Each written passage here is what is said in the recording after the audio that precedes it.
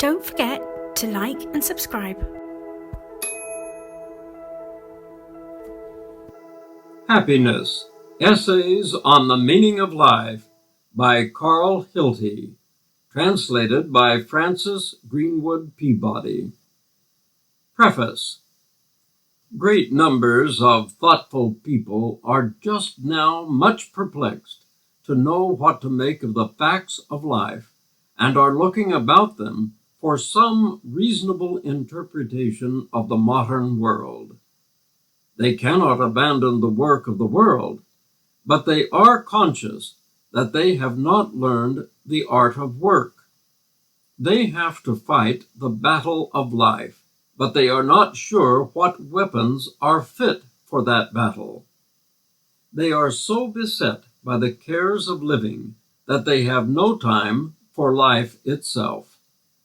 They observe that happiness often eludes those who most eagerly pursue it, and that the meaning of life is often hidden from those whose way would seem to be most free. To this state of mind, hesitating, restless, and dissatisfied, in the world, but not content to be of the world, the reflections of Professor Hilty, as published in Switzerland and Germany, have already brought much reassurance and composure, and their message seems hardly less applicable to English and American life. Here also the fever of commercialism threatens the vitality of idealism, and here also the art of life is lost in the pace of living. Religion, to a great many educated people, still seems, as Bishop Butler wrote in 1736, not so much as a subject of inquiry. This seems agreed among persons of discernment. And a book about religion might still begin with the words which Schleiermacher wrote in 1806. It may well surprise the wise men of this age that anyone should still venture to ask their attention for a subject which they have so wholly abandoned.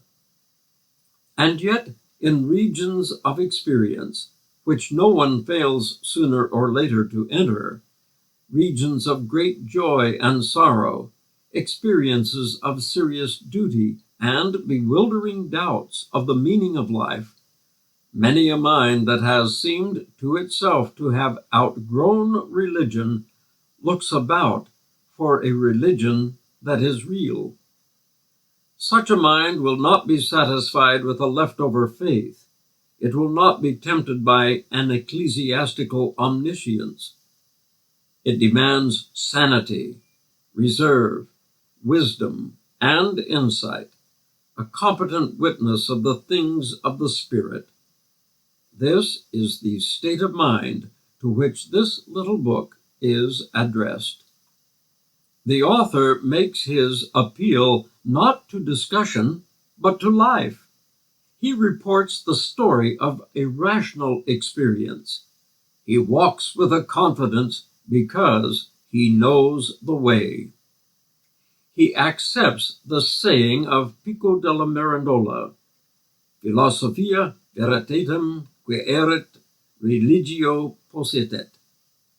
Let us take life, he says, just as it is and must be, and observe that the doors which lead into its inner meaning open only to the key of a reasonable faith. It might be fancied that a writer thus described must be a recluse or mystic, remote from the spirit of the modern world and judging experiences which he does not share. Quite the contrary is the fact. The philosophy of life which he teaches is wrought out of a large experience, both of academic and political affairs, and that which draws readers to the author is his capacity to maintain, in the midst of important duties of public service, an unusual detachment of desire and an interior quietness of mind. His short essays are the Meditations of Marcus Aurelius, told in the language of modern life, the Imitation of Christ, expressed with the academic reserve of a modern gentleman. Some years ago, I obtained permission from Professor Hilty to translate for English and American readers a few of these essays which had found such acceptance in Switzerland and Germany, and the present volume, containing his first series, has been a pleasant occupation of some vacation days. I have found it necessary, however, to use much freedom in dealing with his idiomatic and epigrammatic style, and have perhaps exceeded the legitimate right of a translator in the attempt to reproduce the tone and temper of the author. Nothing, I think, is here which Professor Hilty has not said, but there are many shiftings of phrase and many ruptures of German sentences, and here and there a passage has been omitted which seemed important to Swiss readers only. The essay on Epictetus, being rather a compilation and review than an illustration of Hilty's own philosophy of life, is omitted, as are also the copious and discursive footnotes which enrich the original.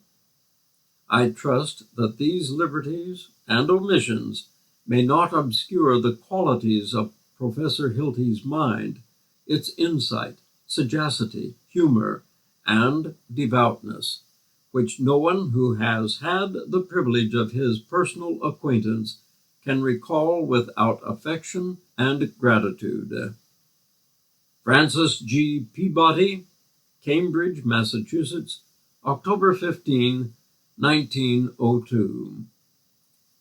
Note: Carl Hilty was born February 28, 1833, at Chur, Switzerland. He was a student at Göttingen, Heidelberg, London, and Paris, and an advocate at Chur, 1855 through 1874. In 1874, he was appointed professor of constitutional law, Staats- und Völkerrecht, in the University of Bern, which position he still holds. Since 1890, he has been a member of the Swiss House of Representatives, Nationalrat, and in 1901, he was rector of the University of Bern. Among his scientific writings may be named the following: Theorists and Idealists of Democracy, Theoristen und Idealisten der Demokratie, Bern, 1868. Ideas and Ideals of Swiss Politics, Ideen und Ideale, Schweizerische Politik, Bern, 1875. Lectures on the Swiss Political System, Vorlesungen über die Politik der Eidgenossenschaft, Bern, 1879.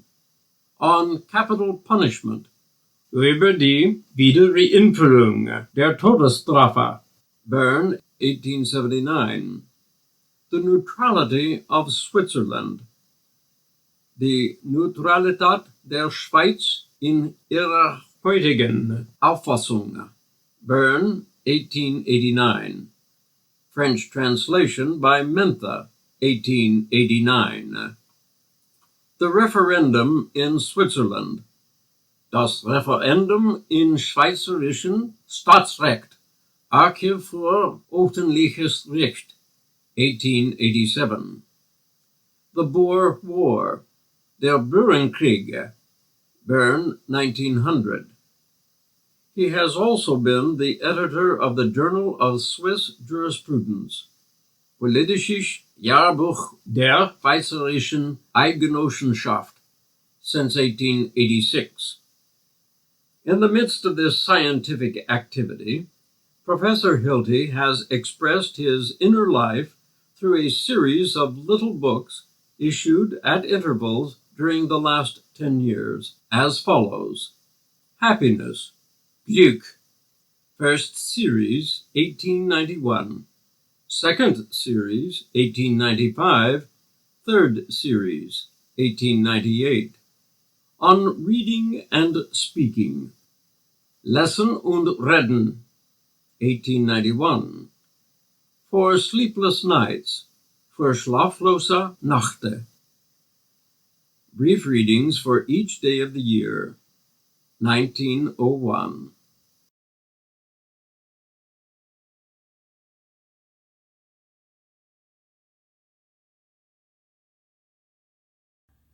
Read by Jaime Kurzweg.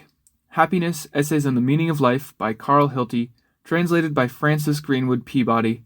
The Art of Work. The most important of all arts is the art of work, for if one could thoroughly understand this art, all other knowledge and conduct would be infinitely simplified. Few people, however, really know how to work, and even in an age when oftener perhaps than ever before we hear of work and workers, one cannot observe that the art of work makes much positive progress. On the contrary, the general inclination seems to be to work as little as possible, or to work for a short time in order to pass the remainder of one's life in rest. Work and rest. Are they then aims in life which are positively contradictory? This must be our first inquiry. For while everyone is ready with praise of work, pleasure in work does not always come with the praising. So long as the disinclination to work is so common an evil, indeed almost a disease of modern civilization, so long as every one, as soon as possible, endeavors to escape from the work which he thus theoretically praises, there is absolutely no hope for any bettering of our social condition. Indeed, if work and rest were contradictories, our social conditions would be wholly beyond redemption. For every human heart longs for rest. The humblest and least intellectual know the need of it, and in its highest moods, the soul seeks relief from constant strain. Indeed, the imagination has found no better name for a future and happier existence than a state of eternal rest. If work, then, is necessary, and rest is the cessation of work, then the saying, "In the sweat of thy face thou shalt eat bread," is indeed a bitter curse, and this earth is a vale of tears. In every generation there are but few who can on such terms be said to lead a worthy or a human life, and even these can do so only by dooming other human beings to the curse of work and by holding these others fast bound in its slavery. It was from this point of view that the ancient authors pictured the hopeless slavery of the many as the condition under which the few might become free citizens of a civilized state, and even in the 19th century a considerable part of the population of one great nation, with Christian preachers, Bible in hand, directing them, maintained on the field of battle the proposition that one race should be from generation to generation condemned to be the slave of another. Culture, it is said, grows only under conditions of wealth, and wealth only through the accumulation of capital, and capital only through accumulation of the work of those who are not justly paid, that is to say, through injustice. Such are the conceptions of society which at once confront us as we approach our subject. The following pages are not, however, to be devoted to any profound consideration either of the relative or of the absolute truth of these conceptions. I suggest, at this point, only for the obvious truth, that if, not some people but all, would work and work faithfully, the social question, as it is called, would be forthwith solved, and, I may add, that by no other means whatever is it likely to be solved. Faithful work, however, is not to be brought about by compulsion. Even if the physical means of universal compulsion were present, no fruitful work would come of it. It is the desire of work which must be kindled in man, and this brings us back again to consider the principles which may be applied to this desire. The desire for work, we must first of all admit, cannot be attained by instruction, or even, as our daily experience sadly testifies, by mere example. It must be reached by reflection and experience, and experience, thus reflected on, will reveal to any serious inquirer the following facts. Rest, such as is desired, is not to be found in complete inactivity of mind or body, or in as little activity as possible. On the contrary, it is to be found only in well-adapted and well-ordered activity of both body and mind. The whole nature of man is created for activity, and nature revenges herself bitterly on him who would rashly defy this law. Man is indeed driven out of the paradise of absolute rest, and God gives him the command to work, but with the work comes the consolation that work is essential to happiness. True rest, therefore, issues from work. Intellectual rest occurs through the perception of fruitful progress in one's work and through the solving of one's problems. Physical rest is found in those natural intermissions which are given by daily sleep and daily food and the essential and restful pause of Sunday. Such a condition of continuous and wholesome activity, interrupted only by these natural pauses, is the happiest condition on earth, and no man should wish for himself any other outward happiness. Indeed, we may go a step farther and add that it does not very much matter what the nature of this activity may be. Genuine activity, which is not mere sport, has the property of becoming interesting as soon as a man becomes seriously absorbed in it.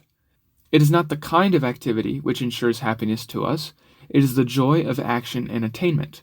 The greatest unhappiness which one can experience is to have a life to live without a work to do, and to come to the end of life without its fruit of accomplished work. It is, therefore, wholly justifiable to speak of the right to work.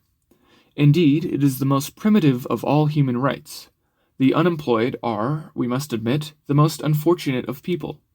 There are, however, quite as many of these, and perhaps more of them, in what we call the better classes than among what we call the working classes. The latter are driven to work by necessity, while the former, through their mistaken ways of education, their prejudices, and the imperious custom which in certain classes forbids genuine work, find themselves almost absolutely and by heredity condemned to this great unhappiness. Each year, we see them turning their steps with spiritual weariness and ennui to the Swiss mountains and health resorts, from which in vain they anticipate refreshment. Once, the summer was enough to give them at least a temporary restoration from their disease of idleness.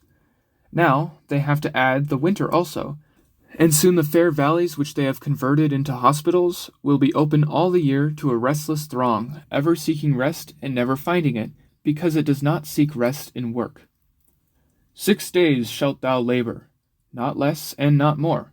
With this prescription, most of the nervous diseases of our time would be healed, except so far as they are an inherited curse from idle ancestors. With this prescription, most of the physicians in sanitariums and insane asylums would lose their practice. Life is not given to man to enjoy, but, so far as may be, to use effectively. One who does not recognize this has already lost his spiritual health. Indeed, it is not possible for him to retain even his physical health, as he might under conditions of natural activity and reasonable ways of living. The days of our age are 80 years and 10, and some are so strong that they come to 80 years. Yet, though there be labor and sorrow in these years of work, still they have been precious. Thus we read the ancient saying. Perhaps, indeed, this was its original meaning. We do well, however, to add at once one limitation. Not all work is of equal value, and there is spurious work which is directed to fictitious ends, and work which is itself fictitious in its form. Much, for instance, of the sewing and embroidering done by cultivated women, much of the parading of soldiers, much of what is called art, like the useless drumming on the piano by persons with no musical sense, a considerable part of the sportsman's life, and, not least, the time devoted to keeping one's accounts. All these are occupations of this fictitious nature. A sagacious and wide-awake person must look for something more satisfying than these. Here, also, is the reason why factory labor, and, in short, all mechanical occupation, in which one does but a part of the work, gives meager satisfaction, and why an artisan who completes his work, or an agricultural laborer, is, as a rule, much more contented than factory operatives, among whom the social discontent of the modern world first uttered itself. The factory workman sees little of the outcome of his work. It is the machine that works, and he is a part of it. He contributes to the making of one little wheel, but he never makes a whole clock, which might be to him his work of art and an achievement worthy of a man. Mechanical work like this fails to satisfy because it offends that natural consciousness of human worth which the humblest human being feels. On the other hand, the happiest workmen are those who can absolutely lose themselves in their work. The artist, whose soul must be wholly occupied with his subject, if he hopes to grasp and reproduce it. The scholar, who has no eye for anything beyond his special task. Indeed, the same thing is to be said of those people whom we call one-idead, and who have created their own little world within one narrow sphere. All these have at least the feeling, sometimes no doubt, without adequate reason, that they are accomplishing real work for the world. A true, useful, necessary work which is not mere play. And many such persons, by this continuous, strenuous, and sometimes even physically unhealthy activity, attain great old age, while idle and luxurious men and women of society, who are perhaps the least useful and least productive class of the modern world, must devote much of their time to the restoration of their health. The first thing, then, for our modern world to acquire is the conviction and experience that well-directed work is the necessary and universal condition of physical and intellectual health, and for this reason is the way to happiness. From this, it necessarily follows that the idle class is to be regarded not as a superior and favored class, but as that which they are, spiritually defective and diseased persons who have lost the right principle for the guidance of their lives. As soon as this opinion becomes general and established, then, and only then, will the better era for the world begin. Until that time, the world will suffer from the excessive work of some, balancing the insufficient work of others, and it still remains a question which of these two types is in reality the more unfortunate.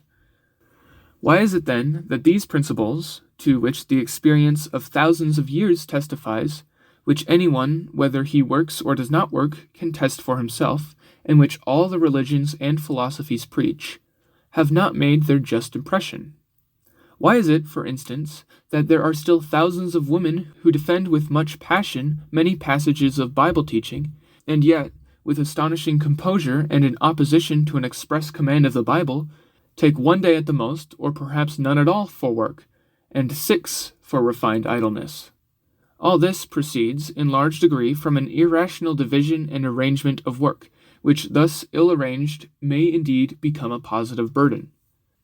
And this brings me back to the title of my essay.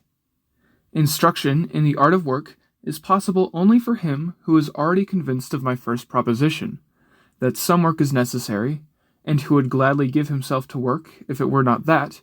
To his surprise, some hindrance confronts him. Yet work, like every other art, has its ways of dexterity, by means of which one may greatly lessen its laboriousness, and not only the willingness to work, but even the capacity to work is so difficult to acquire that many persons fail of it altogether.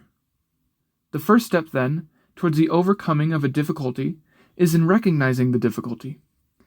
And what is the difficulty which chiefly hinders work? It is laziness. Every man is naturally lazy. It always costs one an effort to rise above one's customary condition of physical indolence. Moral laziness is, in short, our original sin. No one is naturally fond of work. There are only differences of natural and constitutional excitability. Even the most active-minded, if they yielded to their natural disposition, would amuse themselves with other things rather than with work. Love of work must, therefore, proceed from a motive which is stronger than the motive of physical idleness, and this motive is to be found in either of two ways. It may be a low motive, as, for instance, a passion like ambition or self-seeking, or, indeed, the sense of necessity, as in the preservation of life, or it may be a high motive, like the sense of duty or love, either for the work itself, or for the persons for whom the work is done. The nobler motive has this advantage, that it is the more permanent and is not dependent on the mere success of work. It does not lose its force, either through the disheartening effect of failure, or the satisfying effect of success. Thus it happens that ambitious and self-seeking persons are often very diligent workers, but are seldom continuous and evenly progressive workers. They're almost always content with that which looks like work if it produces favorable conditions for themselves, although it does nothing of this for their neighbors. Much of our mercantile and industrial activity, and, alas, we must add, much of the work of scholars and artists, has this mark of unreality. If, then, one were to give a young man entering into life a word of preliminary counsel, it would be this: do your work from a sense of duty, or for love of what you are doing, or for love of certain definite persons. Attach yourself to some great interest of human life, to a national movement for political liberty, to the extension of the Christian religion, to the elevation of neglected classes, to the abolition of drunkenness, to the restoration of permanent peace among the nations, to social reform, to ballot reform, to prison reform. There are plenty of such causes inviting us today, and you will soon discover an impulse proceeding from these causes to yourself.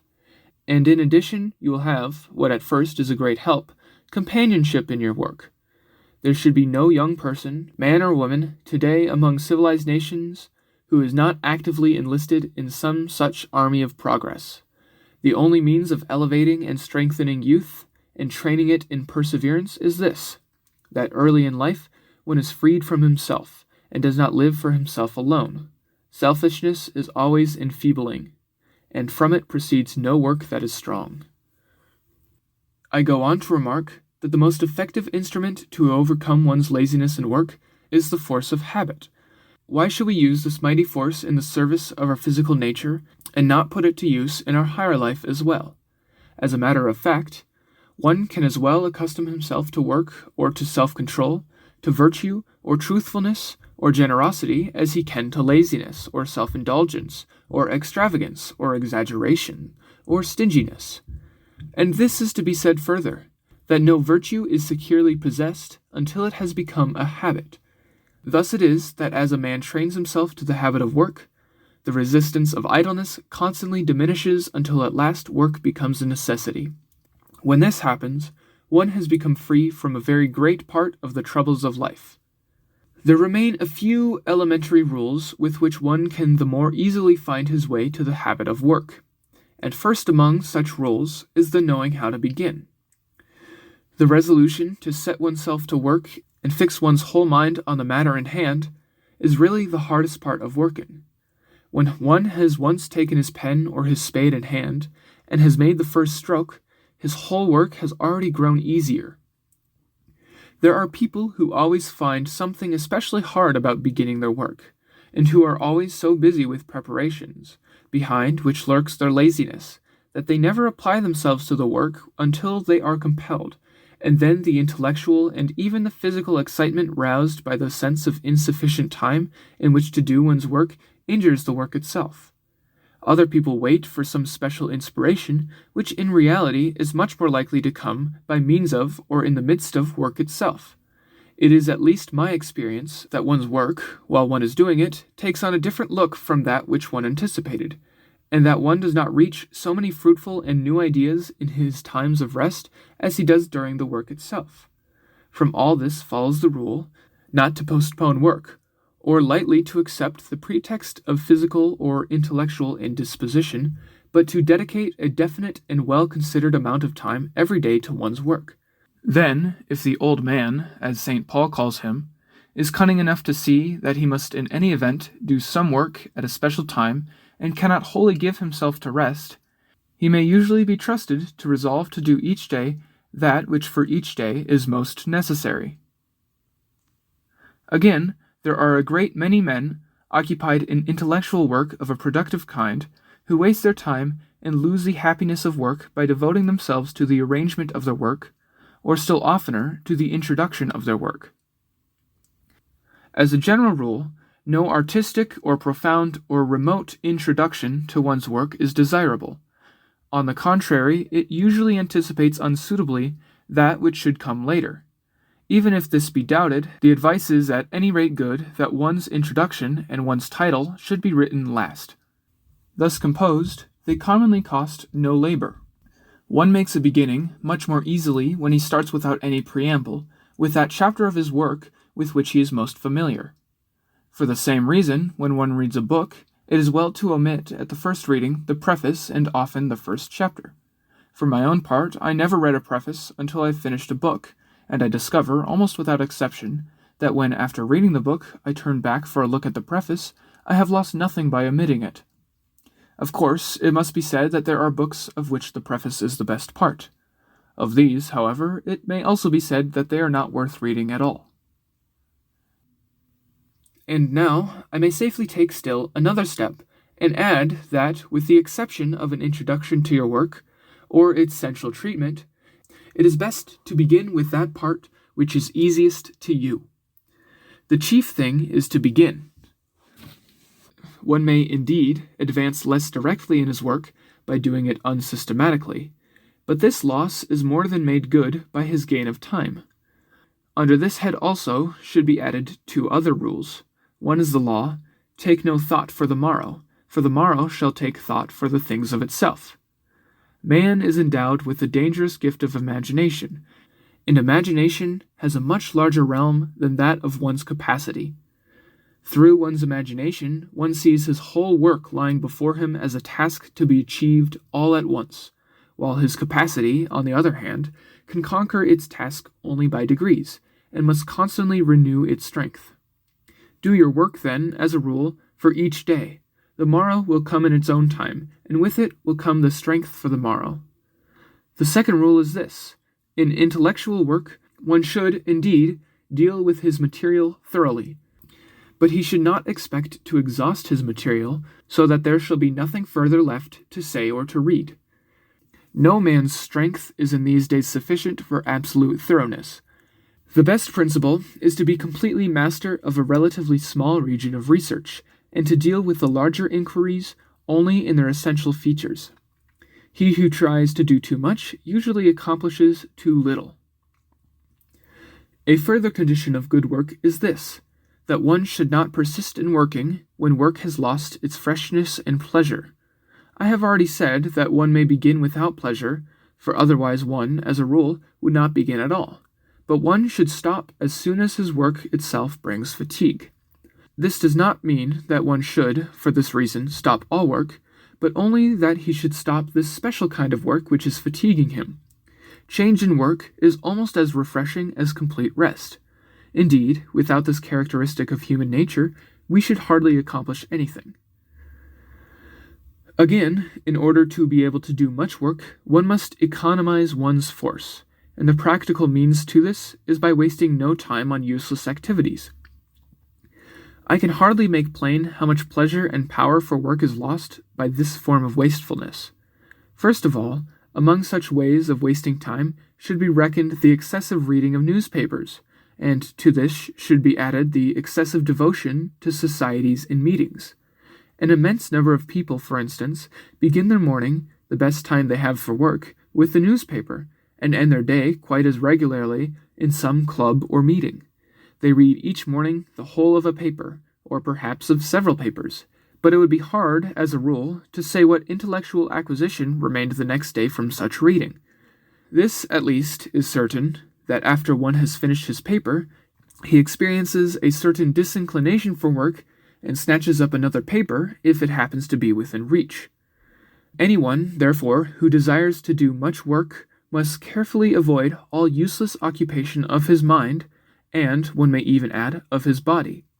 He must reserve his powers for that which it is his business to do. Finally, and for intellectual work, with which throughout I am specially concerned, there is one last and important help. It is the habit of reviewing and revising one's material. Almost every intellectual work is at first grasped only in its general outlines, and then, as one attacks it a second time, its finer aspects reveal themselves, and the appreciation of them becomes more complete. One's chief endeavor, then, should be, as a famous writer of our day remarks, not to achieve the constant productiveness which permits itself no pause, but rather to lose oneself in that which one would create. Hence issues the desire to reproduce one's ideal in visible forms. External industry, the effort to grasp one's material and promptly master it, these are, indeed, obvious conditions of authorship, but they are of less value than that higher and spiritual industry which steadily works toward an unattained end. The conception of work, thus excellently stated, meets a final difficulty which our discussion has already recognized. For work, under this view, maintains continuity in spite of and even during one's necessary rest. Here is the ideal of the highest work. The mind works continuously when it has once acquired the genuine industry which comes through devotion to one's task. In fact, it is curious to notice how often, after pauses in one's work not excessively prolonged, one's material has unconsciously advanced. Everything has grown spontaneously. Many difficulties seemed suddenly disposed of. One's first supply of ideas is multiplied, assumes picturesqueness, and lends itself to expression, so that the renewal of one's work occurs with ease, as though it were merely the gathering of fruit, which in the interval has ripened without effort of our own. This, then, is a second reward of work, in addition to that which one commonly recognizes. Only he who works knows what enjoyment and refreshment are. Rest which does not follow work is like eating without appetite. The best, the pleasantest, and the most rewarding, and also the cheapest way of passing the time is to be busy with one's work, and as matters stand in the world today, it seems reasonable to anticipate that at the end of our century some social revolution will make those who are then at work the ruling class, just as at the beginning of the last century a social revolution gave to industrious citizens their victory over the idle nobility and the idle priests. Wherever any social class sinks into idleness, subsisting like those idlers of the past on incomes created by the work of others, there such non-productive citizens again must yield. The ruling class of the future must be the working class. End of Chapter 1. Section 2 of Happiness, Essays on the Meaning of Life. Read by James Escareno. Happiness, Essays on the Meaning of Life by Hilty. Translated by Francis Goodwood Peabody. 2. How to Fight the Battles of Life. Many people in our day, even well-intentioned people, have lost their faith in idealism. They regard it as a respectable form of philosophy for the education of the young, but as a creed of little use in later life. Theoretically, they say, and for the purposes of education, idealism has much to commend it, but practically things turn out to be brutally material. Thus, such persons divide life into two parts, in one of which we may indulge ourselves in fine theories and sentiments, and indeed are to be encouraged in them, and in the other of which we wake rudely from this dream and deal with reality as best we can. Kant, in one of his briefer writings, dealt 100 years ago with this state of mind. He examined the phrase which was even then familiar. That may be well enough in theory, but does not work in practice, and he showed that it expressed an absurd contradiction unworthy of a thinking being. The logical realism of our day, however, is not concerned with theoretical propositions. It turns, on the contrary, to the hard fact of the struggle for existence, in which indifference to others and absolute self-interest are not only permissible, but, as one looks at the real conditions of life, seem more or less positively demanded. These modern realists say, "The world we see about us is one where only a few can succeed and where many must fail. There are not good things enough for all. The question is not whether such a state of things is right or just. On the contrary, it must be admitted to be a hard, unreasonable, unjust universe. It is not for the individual, however, set without consent of his own in such a universe, to change it. His only problem is to make it certain that in such a universe he is the hammer, not the anvil." Such is the essence of that worldly wisdom which is the creed of many cultivated people today. With it disappears, of course, any need of moral or religious education. Such instruction in schools might as well be abandoned. Indeed, Saint-Just made the original suggestion that instead of such instruction there should be substituted the daily study of the placards posted on the street corners which announce the police regulations of the government as to the conduct of life. Under such a theory of education, young people would grow immensely clever and practical. They would be trained to get and to keep. They would be free from every sentiment of honor which might be a hindrance in their path. Most of them, it must be confessed, would early in life lose physical, intellectual, and moral vigor, and others would lament, perhaps too late, that their youth had been sacrificed to that which was not worth their seeking.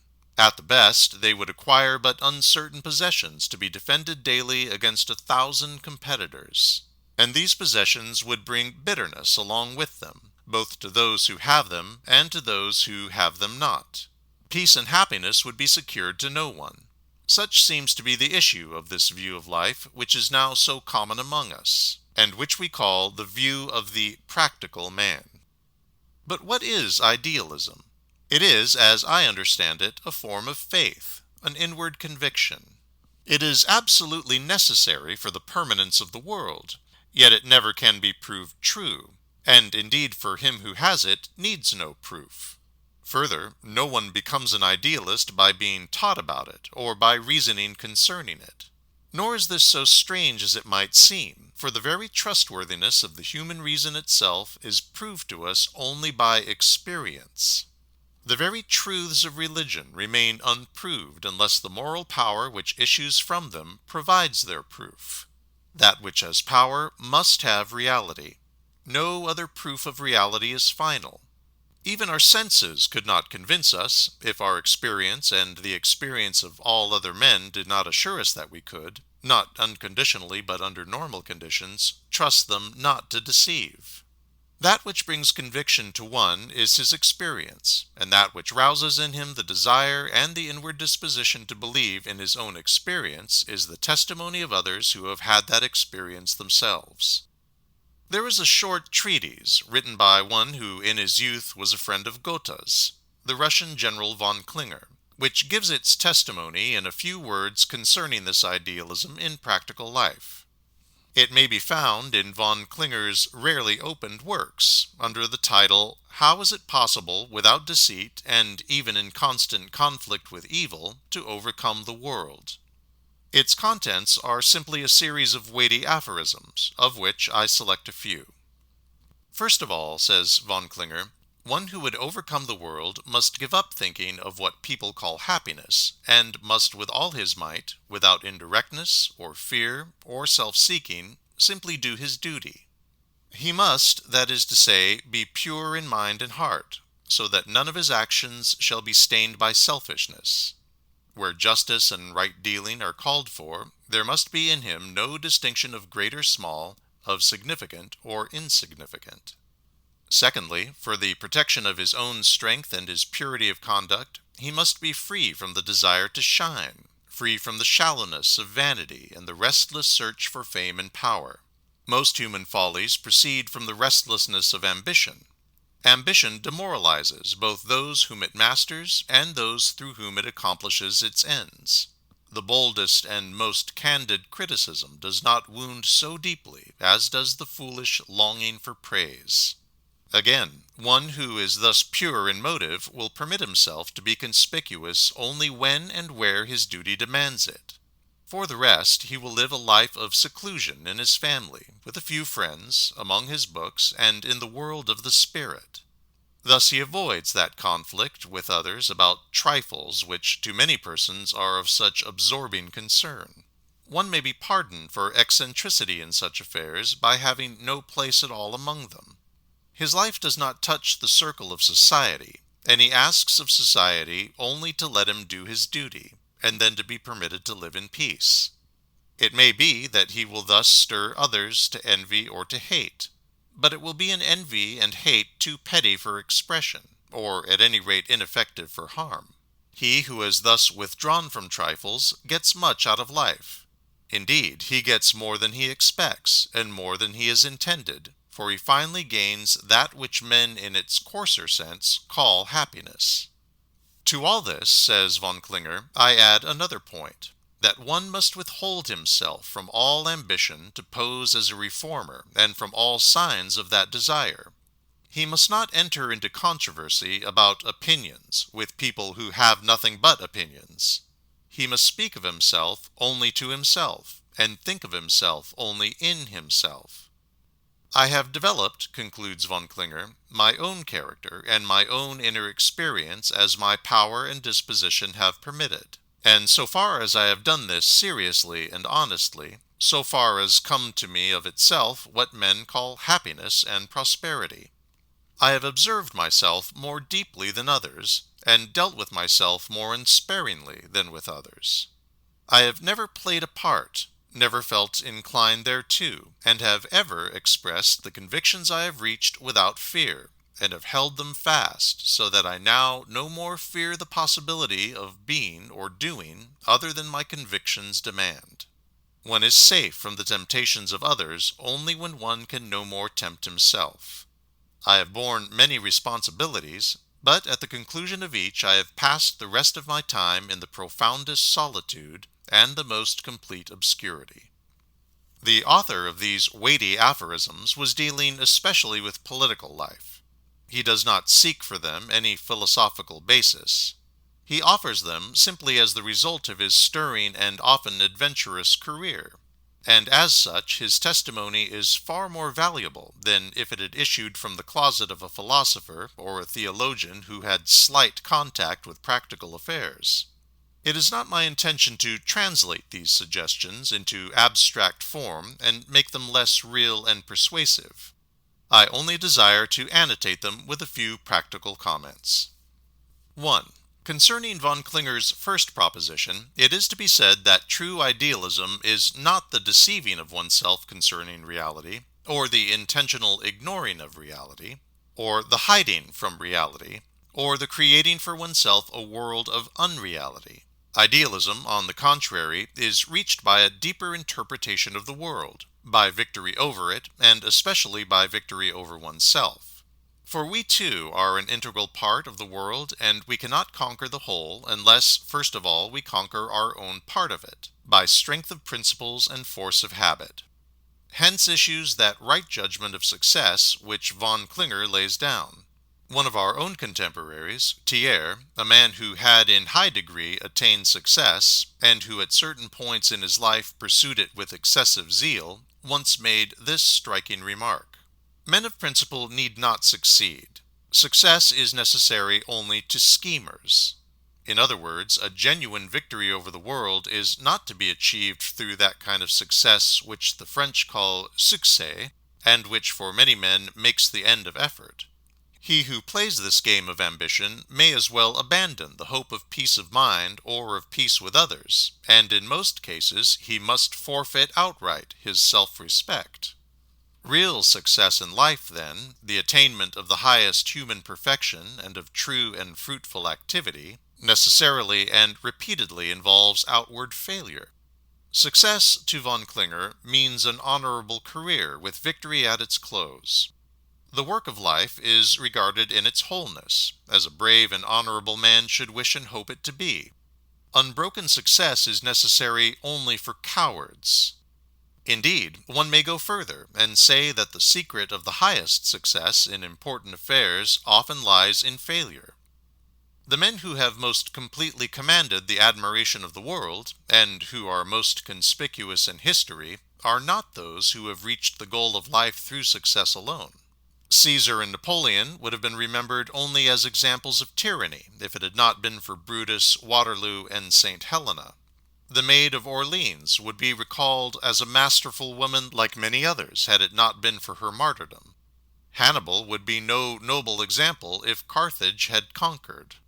A traitor like Charles I of England is still held in high honor by many persons who cannot endure the memory of the most heroic character in modern history, Cromwell.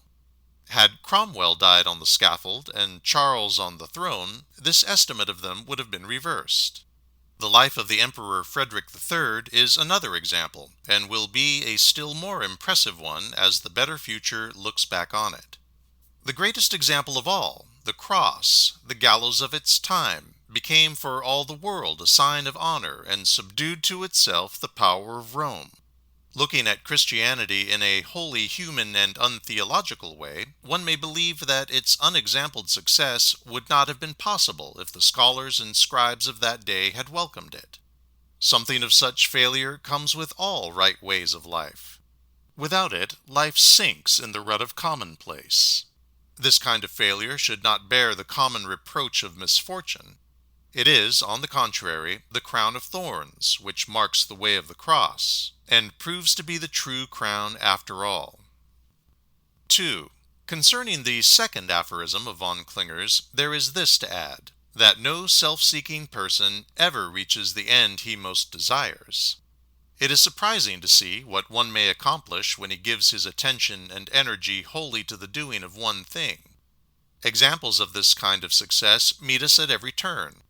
What these persons at heart desire, however, is not the wealth or honor or power or learning which they reach.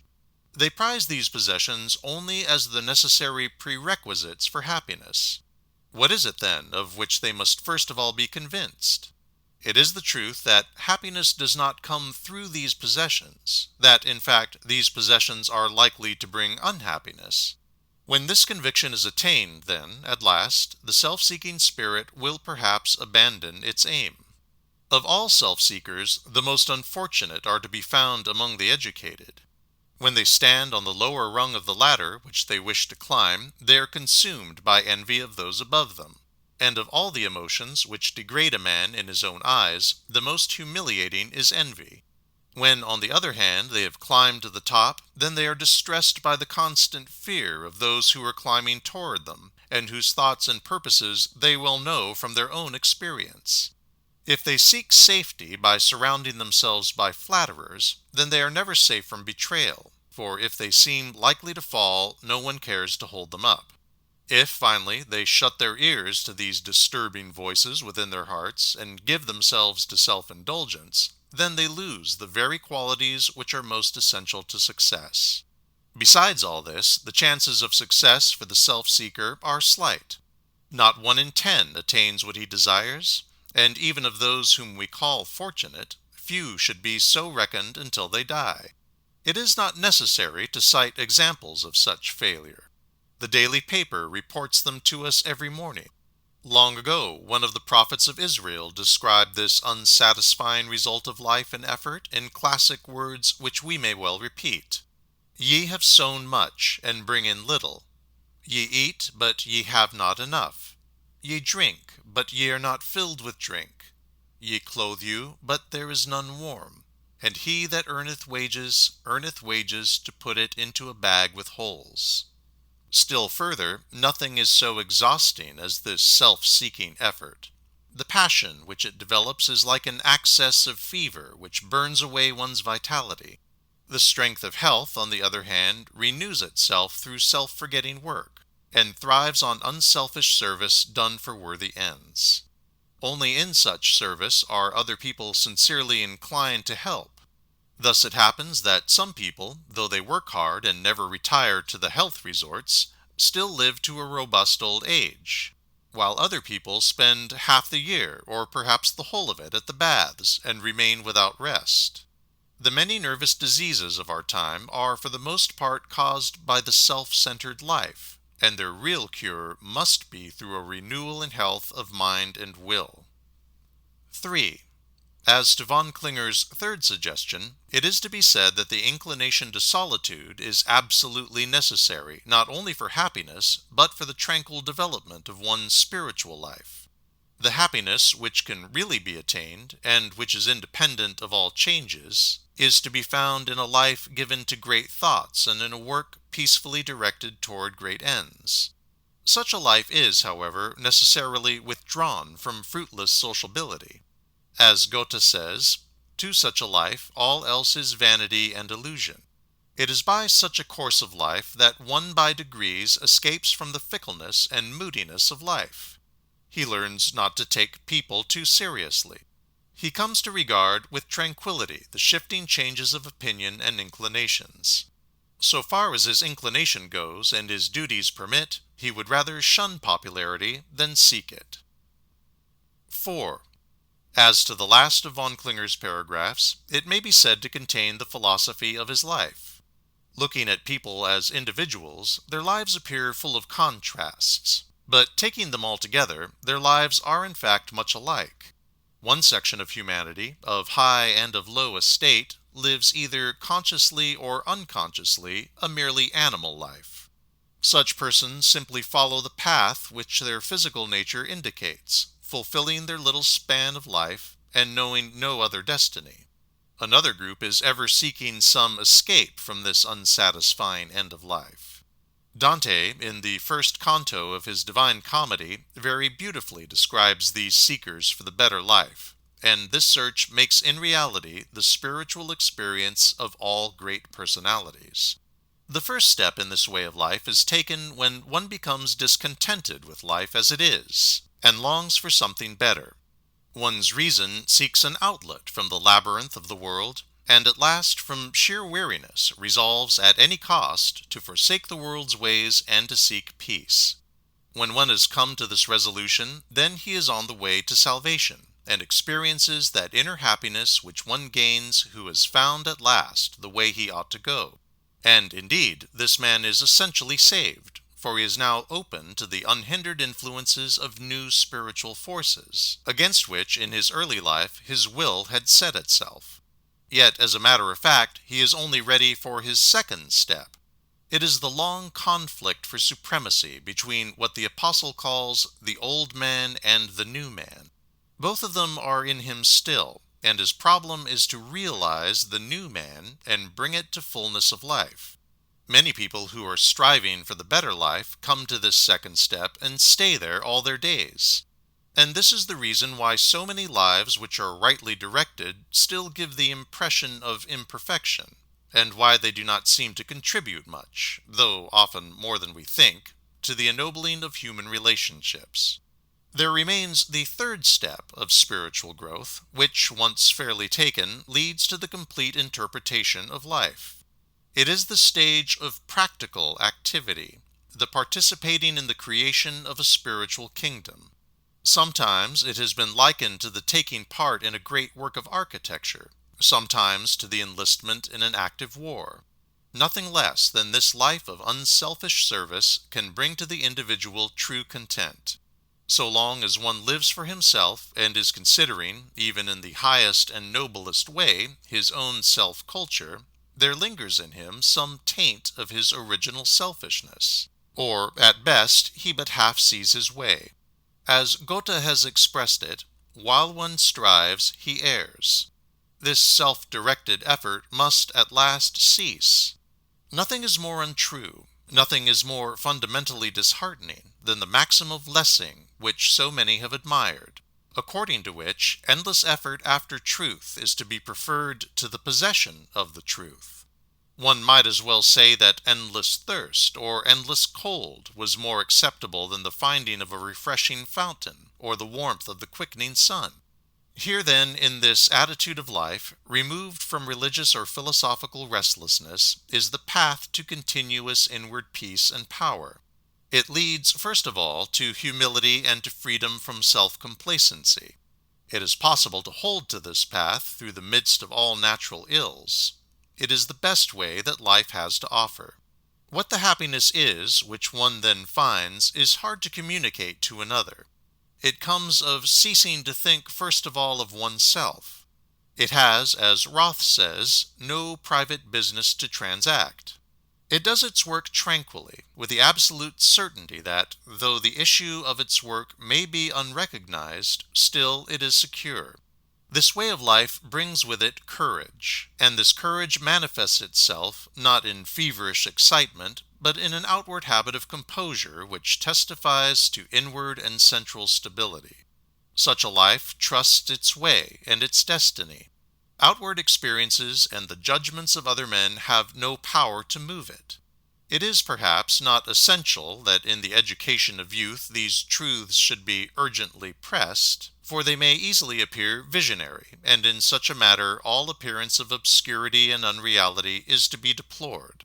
God permits only high-minded souls, like von Klinger, to fully attain this way of life.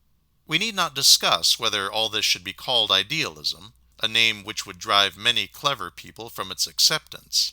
Whatever it may be named, it is a faith which has brought to those who have confidently given themselves to it greater inward peace than is found in any more familiar creed. It needs but slight observation of life or of history to be convinced of this. And yet, I fear, most of my readers may be more inclined to say with King Agrippa, "Almost thou persuadest me," little as Agrippa profited by the success he attained.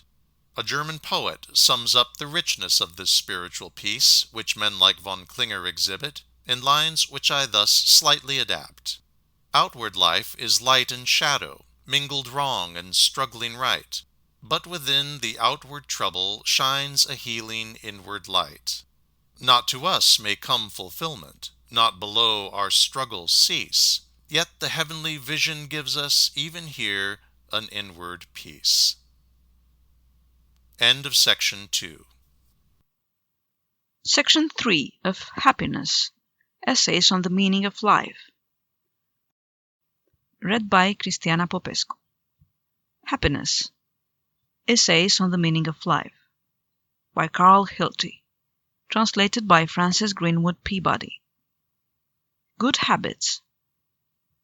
The most important experience which, sooner or later, meets every thoughtful person, both in his own intellectual development and in his observation of others, is this, that every act, and indeed every definite thought, leaves behind it an inclination which is like a material influence, and which makes the next similar thought or act easier, and the next dissimilar thought or act more difficult. This is the curse of evil conduct, that it ever brings forth more evil conduct. And this, too, is the sure and chief reward of good conduct, that it strengthens the tendency to good and makes permanent what has been gained. Here is a solemn and tragic fact which lies behind all human life, that what we have once done we can never change. There it remains, just as it happened, little as we may be inclined to believe or to admit that it is there.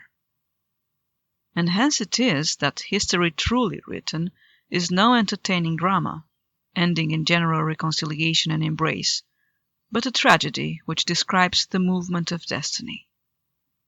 If, then, one begins thus to take life seriously, he will soon observe that its main problem does not concern its thought or its faith, still less any outward confession which may leave the soul within quite undisturbed. The real problem of life is simply and solely one of habit, and the end of all education should be to train people to inclinations toward good. To choose discreetly between good and evil is not always practicable, for human passions are sometimes too strong. But what may be developed is a prompt and spontaneous instinct for the good, and the ideal of human life is one in which all that is good has become sheer habit, and all that is bad is so contrary to nature that it gives one even a physically perceptible and painful shock. Failing this, all that one calls virtue or piety is but a series of those good intentions with which the path to evil, as to good, may be paved. What, then, are the most important of good habits? I propose to name a few, not in any systematic fashion, for of systems of morals the modern world seems to have had more than enough, and it is much more likely to give some attention to purely practical suggestions based on practical experience. The first and chief rule seems to be this, that one should try rather to cultivate good habits than merely negatively to escape from bad ones. It is much easier in the inner life, as in the outer, to attack positively than to repel defensively. For in aggressive conduct every success brings joy, while in mere resistance much of one's effort seems to have no positive result. The main point to be gained is the habit of prompt resolution, directed immediately toward action. What Voltaire said of the history of nations is in large degree true of human life.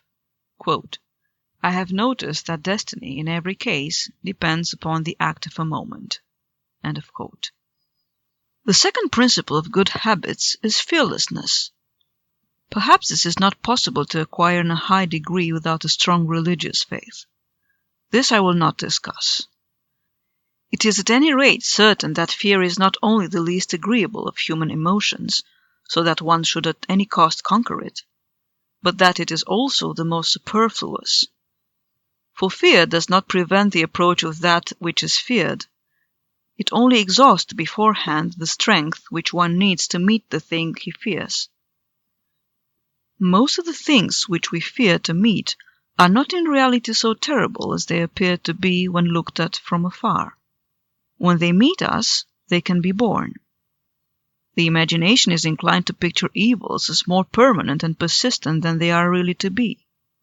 If, as one's trouble approached, he should say to himself, "This is likely to last about 3 days," one would in many cases be justified by the event, and, at any rate, would proceed to meet the trouble with a better courage. On the whole, the best defense against fear which philosophy can provide is the conviction that every fear is a symptom of some wrong condition in ourselves. If one search for that weakness and rid himself of it, then, for the most part, fear will vanish also. Beyond this philosophical defense from fear, however, lie certain spiritual conditions of courage. The chief of this is determining for oneself what are the best blessings of life. First of all, one must acquire as soon as possible the habit of preferring the better things to the worse. He must especially abandon the expectation of possessing at the same time different things which are contradictory of each other. Here is the secret of failure in many a career. In my opinion, a man may not only freely choose his aims in life, but he may attain all those aims which he seriously and wholly desires, provided that for the sake of this desire he is ready to surrender all other desires which are inconsistent with it. The best possessions one can have in life, and the things which, with reasonable sagacity, are the easiest to get, are these: firm moral principles, intellectual discipline, love, loyalty, the capacity for work and the enjoyment of it, spiritual and physical health, and very moderate worldly possessions. No other blessings can be compared with these, and some other possessions are inconsistent with these. For instance, great wealth, great worldly honor and power, habitual self-indulgence. These are the things which people commonly most desire, and which they very often attain, but they must always be attained through the surrender of the better things. One must, therefore, promptly and unhesitatingly determine to surrender the desire for wealth, honor, and luxury, and to take in their place other possessions. Without this determination, there can be no religious or philosophical basis of spiritual education. What seems to be spiritual development ends in unreality, vacillation, at last, hypocrisy. It must be confessed that even the best of men are, as a rule, but half-hearted in making this fundamental resolution. They give up under compulsion one or another fragment of their desires. Few are sagacious enough to foresee the choice which sooner or later must be made, and free themselves while they are still young from their prolonged perplexity by one quick and sublime decision. A further obstacle to any worthy life is the desire for praise or for pleasure. The man who is dominated by either of these motives is simply a slave of the opinions or tastes of others. Both of these desires must be, without compromise, expelled, and sympathy, which one has always at his command, must take their place. For if the lower desires have been cast out and no higher impulses enter, then we have simply an unendurable emptiness in life. When the unclean spirit, says the Gospel, is gone out of a man, who walketh through dry places, seeking rest, and findeth none, then goeth he and taketh with himself 7 other spirits more wicked than himself, and they enter in and dwell there, and the last state of that man is worse than the first. Thus, at any cost, and even for the sake of one's own soul, one must make it his habit to cultivate love for others, not first of all inquiring whether they deserve that love or not, a question which is often too hard to answer. For without love, life is without joy, especially when one has outgrown his youth.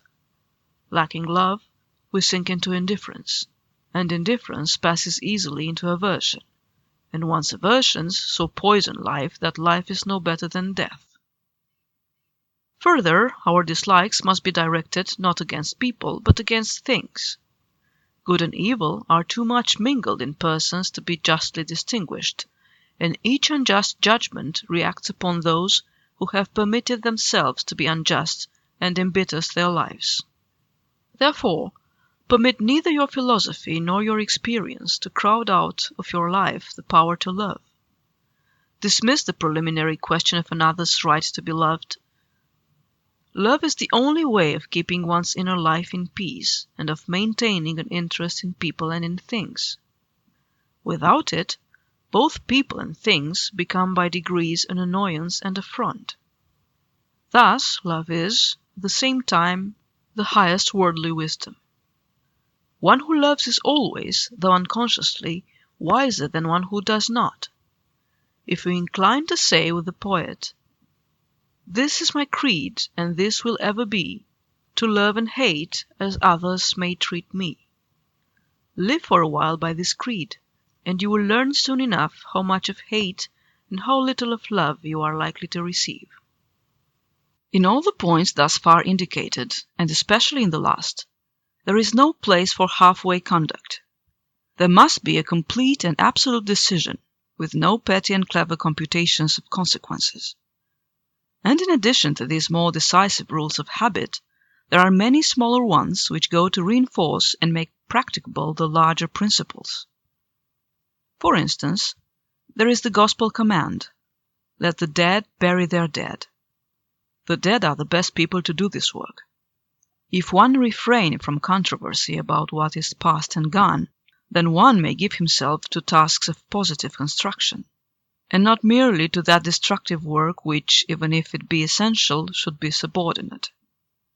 Many a memorial has been dedicated to those who destroy which should have been reserved for those who fulfill. And yet, one must not let himself be cheated. He must not even be thought to be easily duped. He must let the would-be clever people know that he reads their thoughts and knows what they are seeking. One may, as I have already said, read such thoughts quite thoroughly if one be no longer blinded by any selfishness of his own. Apart from this degree of self-defense, which is so far necessary, the better plan in general is to see the good side of people and to take for granted that there is good in them. Then it not only happens that they often make the effort to be good and become actually better through one's appreciation of them, but it also happens that one is saved from a personal experience of regret or distress. For intercourse with persons whom one recognizes as bad demoralizes one's own nature, and in the case of sensitive persons may go so far as to have even a physical effect. What is bad needs no severity of criticism or of reproach. In most cases it needs only to be brought to the light. Then, even if the man protests that he is not bad, his conscience judges him. Therefore, when one must blame others, he should proceed with great calmness, speak of the matter without disguise and without glossing, but simply and without passion. Passionate reproaches seldom do good, and good people who lack sympathy are apt to be very trying. There is a kind of virtuous character not unfamiliar in some Protestant circles, which to those who differ from its convictions seems to have no capacity for love. It is especially aggravating to young people, so that they often prefer the company of the vicious to that of moral but cold-blooded friends. Finally, it may not appear possible for you to be equally friendly with everybody. Well, then discriminate among people, but always in the favor of the humble, the poor, the simple, the uneducated, the children, even the animals and plants. Never, on the other hand, if you desire a quiet mind, seek the favor of important people, and never expect gratitude for condescension to the humble, but count the love they have for you as precious as you do your love for them. There are many other of these lesser instances of good habits which I might still further mention, and if my reader should recall them, he is not to regard them as unrecognized by me. I only invite him, in the first place, to put to practical use my list as thus far suggested. As he does so, let him notice, as he soon must notice, that it is much more to his purpose to begin practically with one good habit than to begin by making a complete catalogue of all. The real difficulty in this cultivation of good habits, indeed the only difficulty, is in ridding the heart of its natural selfishness. For selfishness is the practical obstacle to good habits, though it might pretend to believe in them. No one who understands himself will deny that there is in every one a curious tendency to moral degeneration. It is often something that literally borders on depravity. Now this inclination to evil is to be conquered only by a superior force, and the whole problem, both of philosophy and of religion, a problem as old as the world and yet new with each individual, is summed up in the question: where shall I find this superior force which shall make me incline to goodness and shall renew the spiritual health which is essential for the right conduct of life? To this question there are still given many different answers. Dante, in the famous 27th canto of the Purgatorio, says, "When underneath us was the stairway all, run o'er, and we were on the highest step, Virgilius fastened upon me his eyes, and said, By intellect and art I here have brought thee." By the guidance of reason, then, the traveller has been led to the holy mountain, where at last he hears his guide say, "Take thine own pleasure for the guide henceforth, beyond the steep ways and the narrow art thou." And yet, and here we notice a marked inconsistency in the great medieval poet and philosopher, it is an angel who bears these mortal souls across the sea and brings them to the foot of this mountain, and another angel repeatedly restrains them from returning on their way, even when they have passed the gate of grace, and by the diamond threshold, beyond which none may pass without his bidding, sits a third angel, to whom one may approach only by a miracle of God's grace. In all this journey, then, the intellect and art which accompany the travel play, we must confess, a very limited role. This great question, however, of the moral dynamic is, for the moment, not my theme, and its answer is, I doubt not, to be finally reached only by the way of personal experience. Only this is to be said, once more, that one's self-discipline begins with the discipline of the will. First of all comes the definite resolution to pursue one worthy end of life with singleness of mind, and to turn from all that is opposed to it. Given this decision of the will, and there follows the capacity to act. And this search is not in vain, when one determines to make it a universal and an unreserved search, and to recognize the power that is attained as the only possible proof that the right way has been found. Whatever brings with it no sense of supporting, calming, ethical power is not true, and whatever does contribute this power must at least have some degree of truth in it.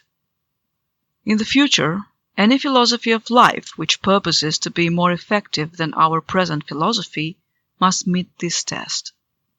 All else leads astray. Why is it that we shrink away when death, our friend, draws near some day? We see the shadowy present stand, but not the gift within the hand.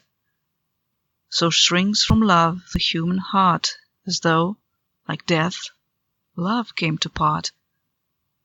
For where love enters, self must die, and life find love its destiny. O death of self, pass like the night, and waken us from death to light. End of chapter 3. Section 4 of Happiness, Essays on the Meaning of Life. Read by Maria Thompson.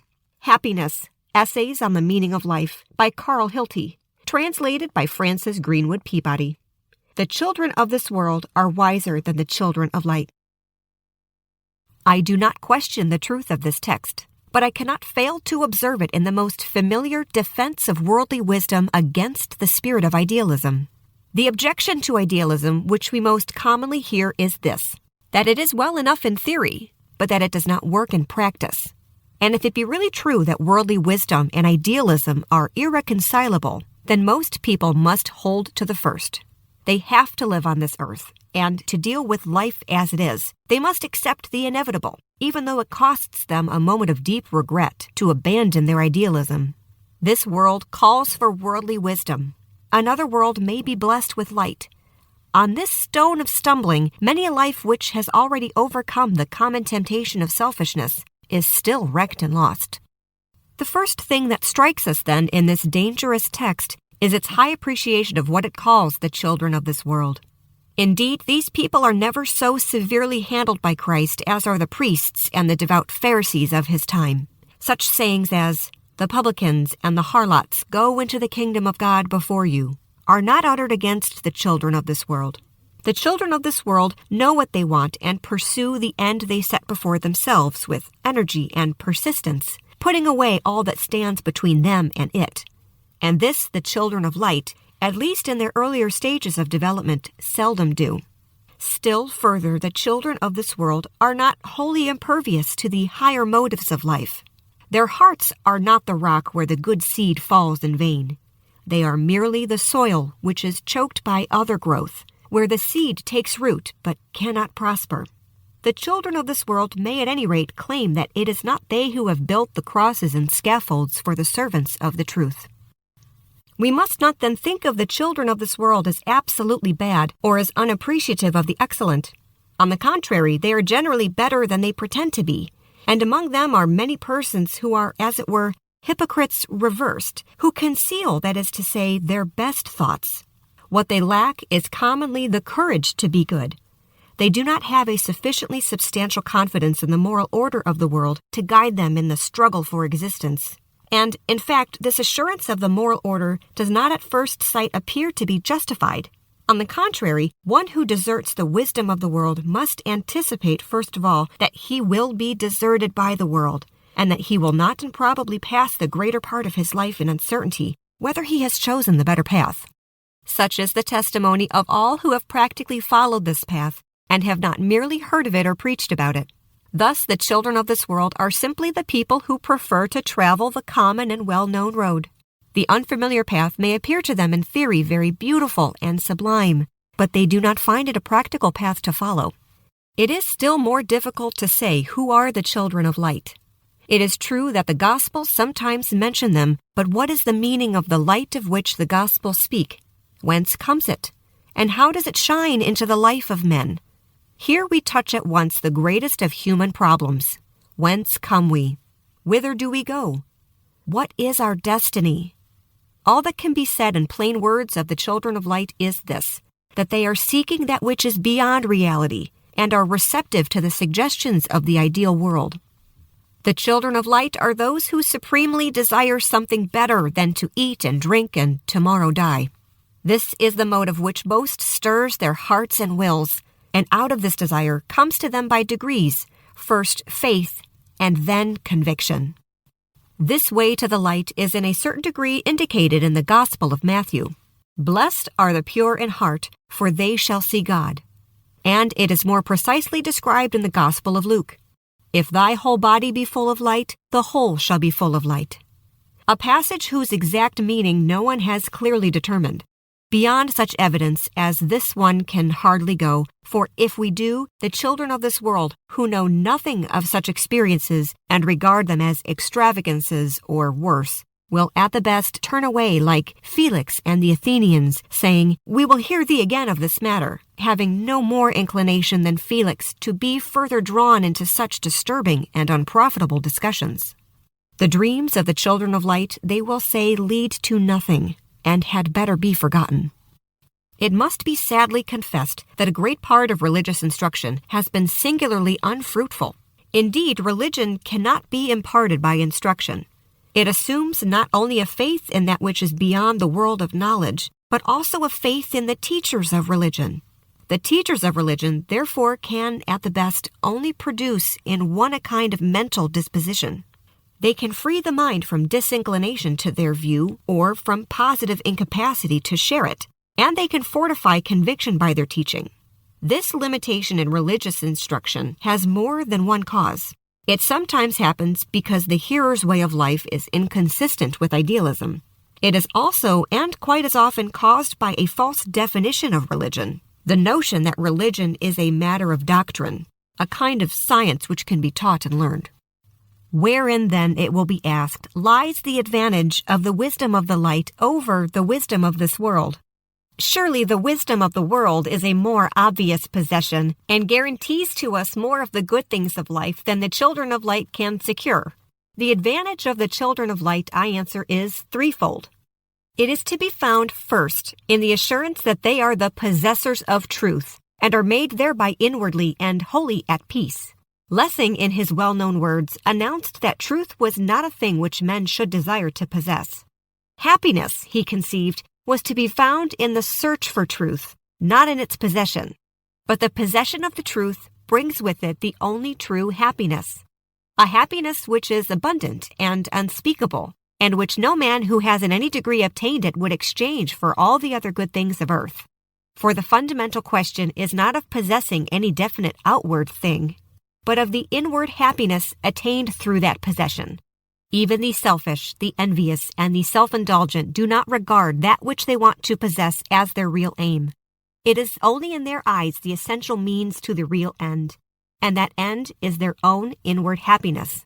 And this is precisely where they are self-deceived, for there is this solemn fact about the order of the world which reveals itself to every candid observer, that such people may attain all that they earnestly desire, yet not attain with it their own peace.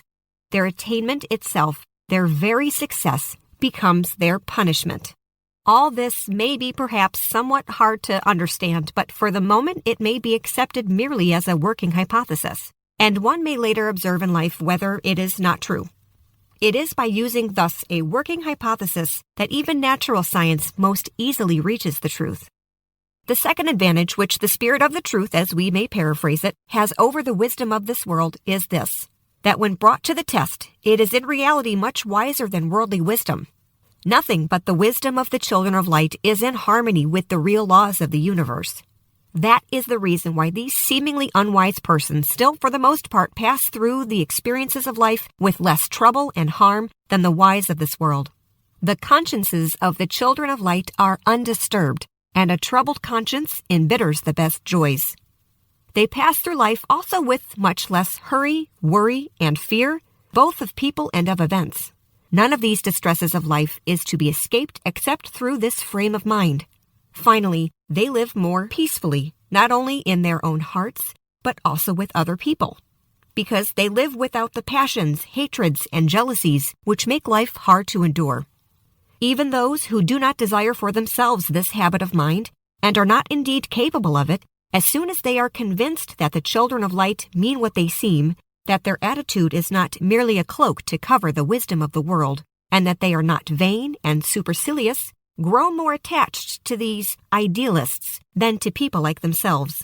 The affection which goes out toward such persons is quite beyond parallel. It is the reverence, for instance, felt towards characters like Nicholas von Flue, or Francis of Assisi, or Catherine of Siena, or in our own time, Gordon Pasha. Thousands, for example, in all lands deeply lamented General Gordon's death and felt it to be a national disaster, although they had not the least notion of following his life.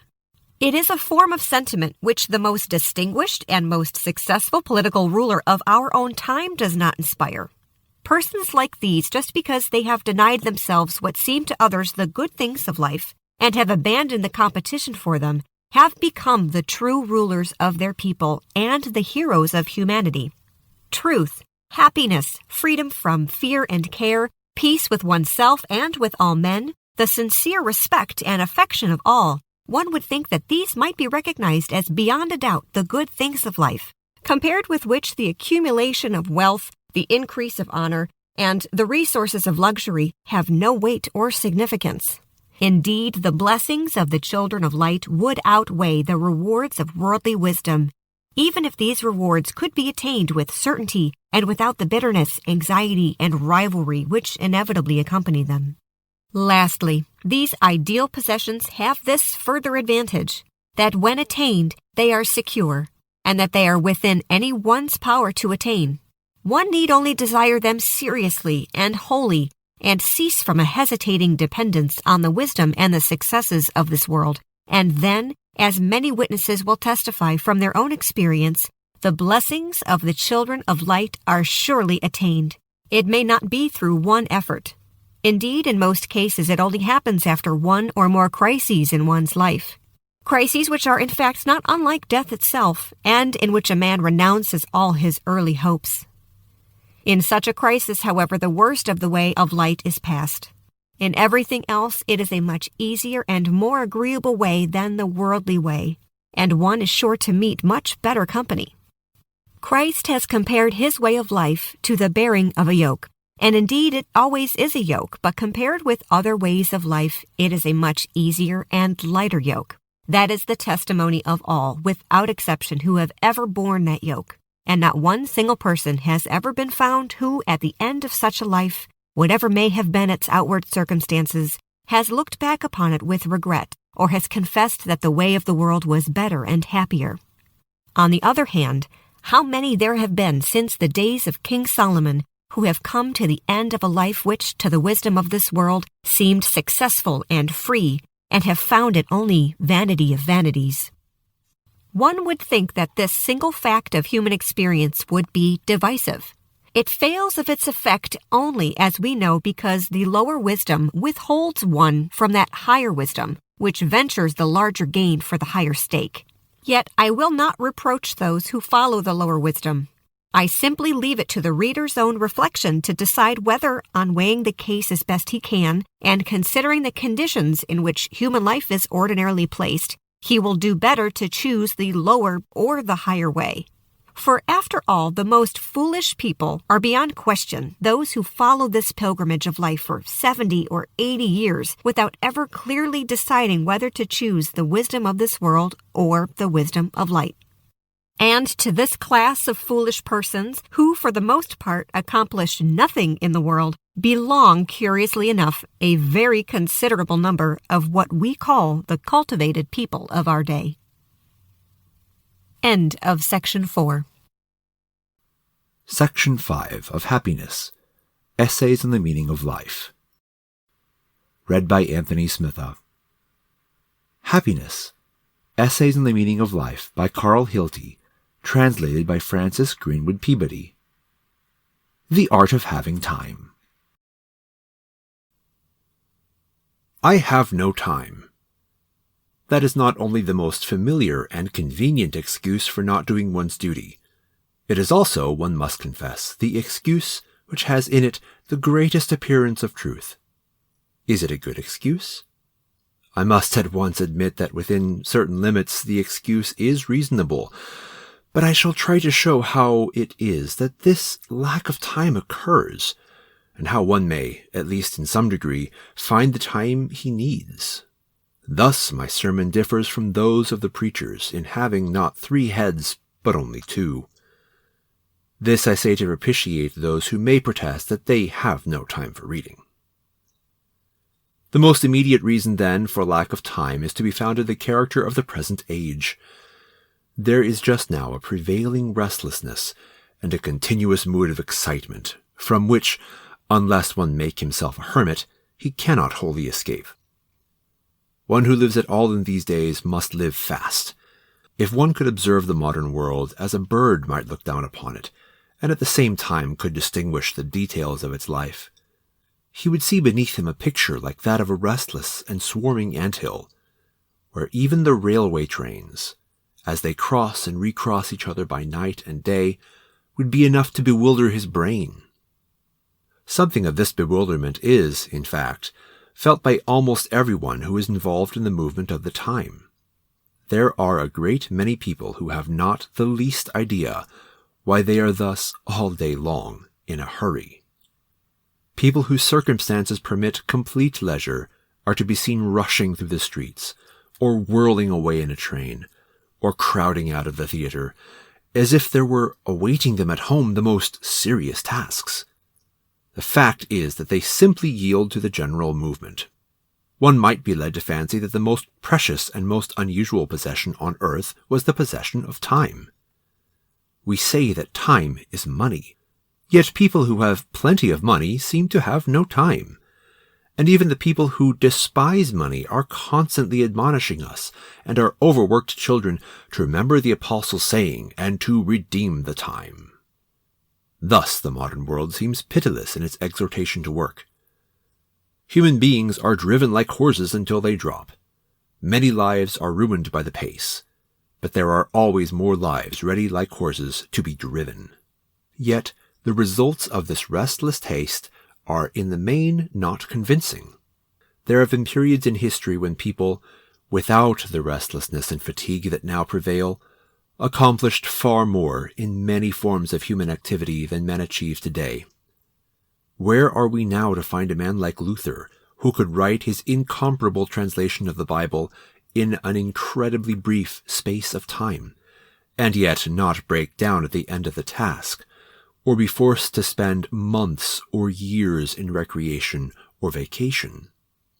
Where are the scholars whose works fill thousands of volumes, or the artists like Michelangelo and Raphael, who could be at once painters, architects, sculptors, and poets? Where shall we find a man like Titian, who at 90 years of age could still do his work without the necessity of retiring each year to a summer resort or sanitarium? The fact is that the nervous haste of our day cannot be wholly explained by assuming that modern men do more work, or better work, than their predecessors. It must be possible to live, if not without perfect rest, still without haste, and yet accomplish something.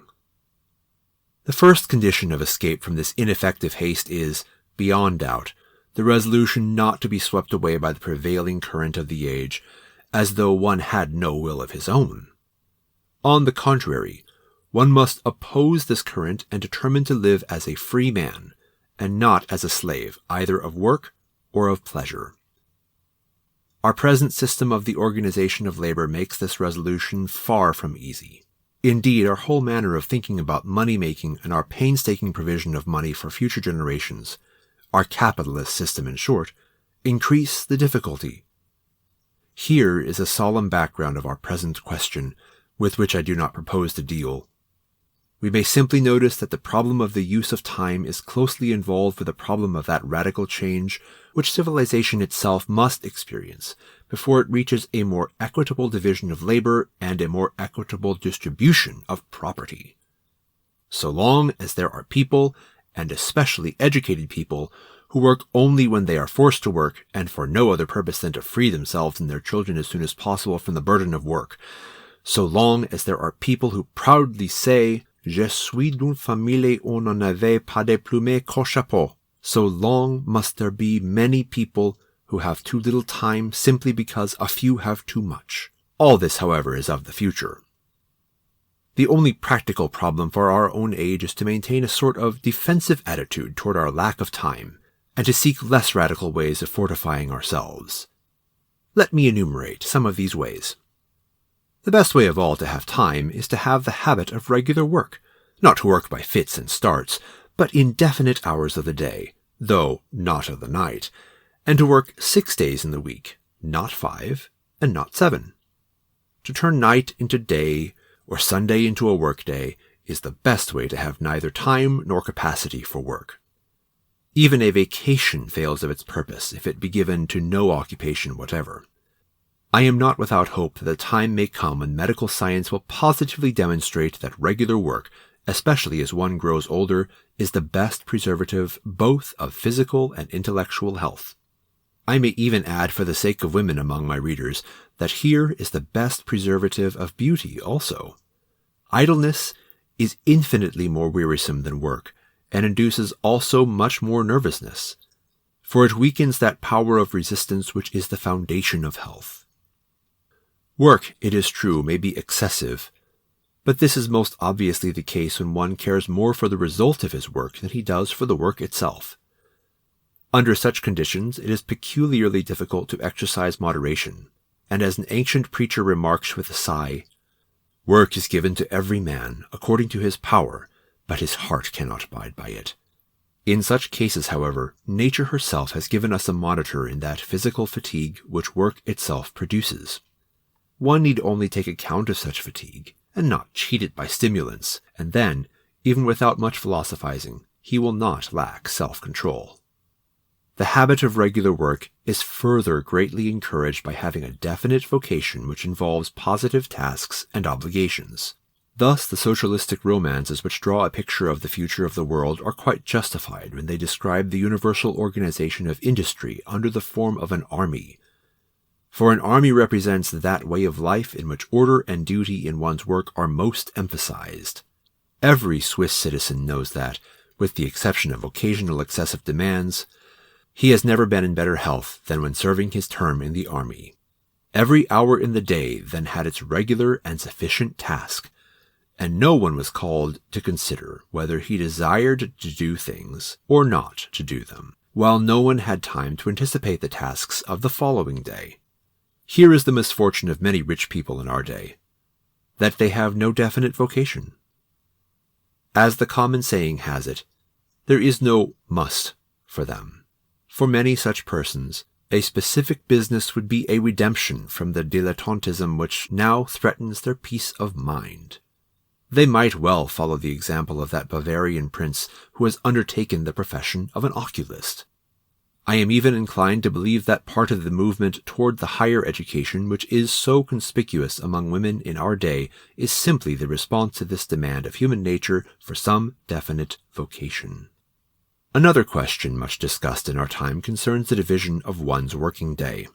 In great cities with their vast distances, in the case of unmarried persons engaged in more or less mechanical tasks, and in the case of all people who regard their work as a burden to be thrown off as soon as possible, there is some advantage in working continuously and without interruption. This is what we are in the habit of calling the English method.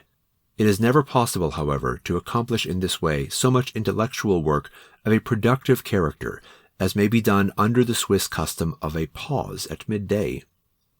No one can continuously, or even with momentary pauses, devote himself for 6 or 8 hours to work of an intellectual character. Even if he allow himself an hour's interval, the sense of strain remains, together with an abbreviation of time for work in the afternoon. On the other hand, under the Swiss custom, it is perfectly easy to work for 10 or 11 hours a day, 4 in the morning, 4 in the afternoon, and 2 or 3 in the evening. And few of us could accomplish our work in that 8-hour day of which we hear so much, although we have not the honor of being reckoned as of the class known as working people. The next essential point is not to have too much fussiness about one's work, or, in other words, not to permit oneself elaborate preparations as to time, place, surroundings, inclination, or mood. The inclination to work comes of itself when one has begun his work, and it is even true that a kind of fatigue with which one often begins, unless indeed it has some positive or physical cause, disappears as one seriously attacks his work, and does not simply, as it were, defend himself from it. Begin with cheerfulness thy task, nor ask how it may end. Farther than all that thou couldst ask, its tissues surely tend. In short, if one permit himself habitually to stop and ask that indolent part of him which the Apostle Paul calls the old man what he would like to do or would prefer not to do, the old man is most unlikely to vote for serious work, but betakes himself to excellent religious or moral advice. The bad part of one must be forced to the habit of obeying, without grumbling, the categorical imperative of the better part. When one has achieved this amount of soldierly discipline in himself, then he is on the right path, and until he has reached this point, he has not found his way. Here he first learns whether his life is saved or lost. Sometimes a man proposes to himself to collect his thoughts before he begins, or to meditate on the work he is going to do. In most cases, this is merely an excuse for doing nothing, and it is most obviously such an excuse when, to encourage this preliminary reflection, a man lights his cigar. In short, one's best ideas come while he is working, and often indeed while he is working on a wholly different topic. A distinguished modern preacher has remarked with originality, though not with strict accuracy, that there is not a single case mentioned in the Bible in which an angel appeared to a man who was not at work. In close connection with this point should be mentioned the habit of using fragments of time. Many people have no time because they always want to have a large amount of uninterrupted time before they set themselves to work. In such a plan, they are doubly deceived. On the one hand, in many circumstances of life, these prolonged periods are difficult to secure, and on the other hand, the power of work which one possesses is not so unlimited that it can continuously utilize long stretches of time. This is peculiarly true of such intellectual work as is devoted to productive effort. Of such work it may be said without exaggeration that the first hour, or even the first half hour, is the most fruitful. Dismissing, however, these large intellectual undertakings, there are to be found in connection with every piece of work a great number of subordinate tasks of preparation or arrangement which are of a mechanical nature, and for each of which a quarter of an hour or so is sufficient. These minor matters, if not disposed of in small fragments of time which would otherwise be wasted, will absorb the time and power which should be devoted to one's important task. It might, indeed, be reasonably maintained that the use of these fragments of time, together with the complete dismissal of the thought, "It is not worth while to begin today," accounts for half of the intellectual results which one attains. Another important means for saving time is the habit of changing the kind of work in which one is engaged. Change is almost as restful as complete rest, and if one acquire a certain degree of skill in his ways of change, a skill which comes from experience rather from theorizing, one may carry on his work for almost the entire day. Moreover, so far as my experience goes, it is a mistake to plan that one piece of work shall be finished before another is begun. The judicious course, on the contrary, is that which prevails among artists, who are often engaged on a whole series of sketches, and turn, according to the momentary inclination which overmasters them, first to one piece of work, and then to another. Here, too, it may be remarked is an excellent way of maintaining one's self-control. The old Adam in us often persuades the better nature that he is not really lazy, but is simply not in the mood for a certain piece of work. In this state of things, one should forthwith say to himself, "Well, if you do not feel inclined to this piece of work, take up with another." Then one will discover whether the difficulty is a disinclination to a special form of work to which one might yield, or a disinclination to do any work at all. In short, one must not permit oneself to deceive oneself. Another point to be considered is the habit of working quickly, not giving too much care to outward form, but devoting one's efforts to the content of the task. The experience of most workers will bear me out when I say that the most profitable and effective tasks are those which have been done quickly. I am well aware that Horace advises one to take 9 years for the perfecting of verses, but such scrupulousness presupposes an excessive notion of the quality of one's work. Thoroughness is a very beautiful and necessary trait, insofar as it concerns truth, for truth cannot be too thoroughly explored. But there is a spurious thoroughness which absorbs itself in all manner of details and subordinate questions which are not worth investigating, or which cannot be wholly known. Thoroughness of this kind is never satisfied with itself. It is sometimes mistaken for great learning, for to many people learning is profound only when wholly detached from practical usefulness, or when an author, for a whole lifetime, has brooded over one book. Truth, wherever it may be sought, is, as a rule, so simple that it often does not look learned enough. People feel as if they must add it to something which is not essential to the nature of truth, in order to give to truth a respectable and academic look. Among learned people, it is often the case that one must first earn his reputation by some piece of work which is of no use to himself or to anyone else, and in which he heaps together the hitherto undiscovered rubbish of some remote century.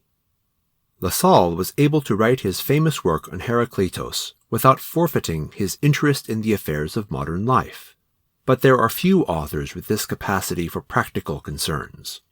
On the contrary, many authors in their maiden venture of learned work not only have their eyesight ruined by their researches, but lose their inward vision, which is a matter of much more consequence. They reach the goal of their ambition and become of no further use. A further way of saving a deal of time is to do one's work and be done with it, not to deal with it, that is to say, in a provisional or preparatory manner. This kind of immediate thoroughness is in our day extremely rare, and in my opinion, much of the blame should be laid to the newspapers, which accustom people to superficial surveys of truth. The editorial writer says at the close of his article, "We shall return to this subject later," but in fact he never returns. So it is with the modern reader. If he wants to make use of what he has read, he has to begin the reading of it afresh. His skimming of the subject, as the phrase is, has had no result, and so the time that he has given to skimming has been lost. This is the reason why people have so little thorough knowledge in our day, and why, though they have studied a subject 10 times, on the 11th occasion when they need it, they must study it again. Indeed, there are people who would be extremely glad if they could remember even the works of which they themselves were the authors. With this point is obviously connected the need of orderliness and of the reading of original authorities. The habit of orderliness saves one from the need of hunting for material, and this search for material is not only, as we all know, a great waste of time, but tempts us also to lose pleasure in our work. Further, orderliness permits us to allow one subject to be forgotten, while we apply ourselves to the next. The reading of original sources, on the one hand, gives one the advantage of being sure of his material, and of having his own judgment about it. There is this further advantage that the original sources are in most cases not only much briefer, but much more interesting and much easier to remember than the books that have been written about them. Second-hand knowledge never gives the courage and self-confidence which one gets from acquaintance with original sources. One of the great mistakes of modern scholarship, as distinguished from that of the classic world, is, as Winckelmann has pointed out, that our learning in so many cases consists in knowing only what other people have known. But after all, we have not yet named the chief element in the art of having time. It consists in banishing from one's life all superfluities. Much of which modern civilization regards as essential is, in reality, superfluous. And while I shall indicate several things which appear to me unnecessary, I shall be quite content to have my reader supplement them by his own impressions. For instance, one superfluity is beer. It is superfluous at any time of the day, and especially when drunk in the morning, after the fashion made popular by Prince Bismarck. Perhaps the greatest contributors to waste of time in this century are the brewers, and the time will come when people may regard the excessive drinking of beer as they now regard the excessive use of alcohol in other forms. I may name as a second superfluity the excessive reading of newspapers. There are in our day people who regard themselves as educated, and who yet read nothing but newspapers. Their houses are built and furnished in all possible and impossible styles, and yet you will find in them hardly a dozen good books. They get their whole supply of ideas out of the newspapers and magazines, and these publications are more and more designed to meet the needs of such people. This excessive, or even exclusive reading of newspapers is often excused on account of our political interests. But one has only to notice what it is in the newspapers which people are most anxious to read to arrive at a judgment whether this excuse is sound. I may add that the time of day dedicated to the newspaper is by no means unimportant. People, for instance, who devote their first hour in the morning to the reading of 1 or 2 newspapers lose thereby the freshest interest in their day's work. Another superfluity is the excessive going to meetings. A man who is much devoted to such gatherings can scarcely find time for serious work.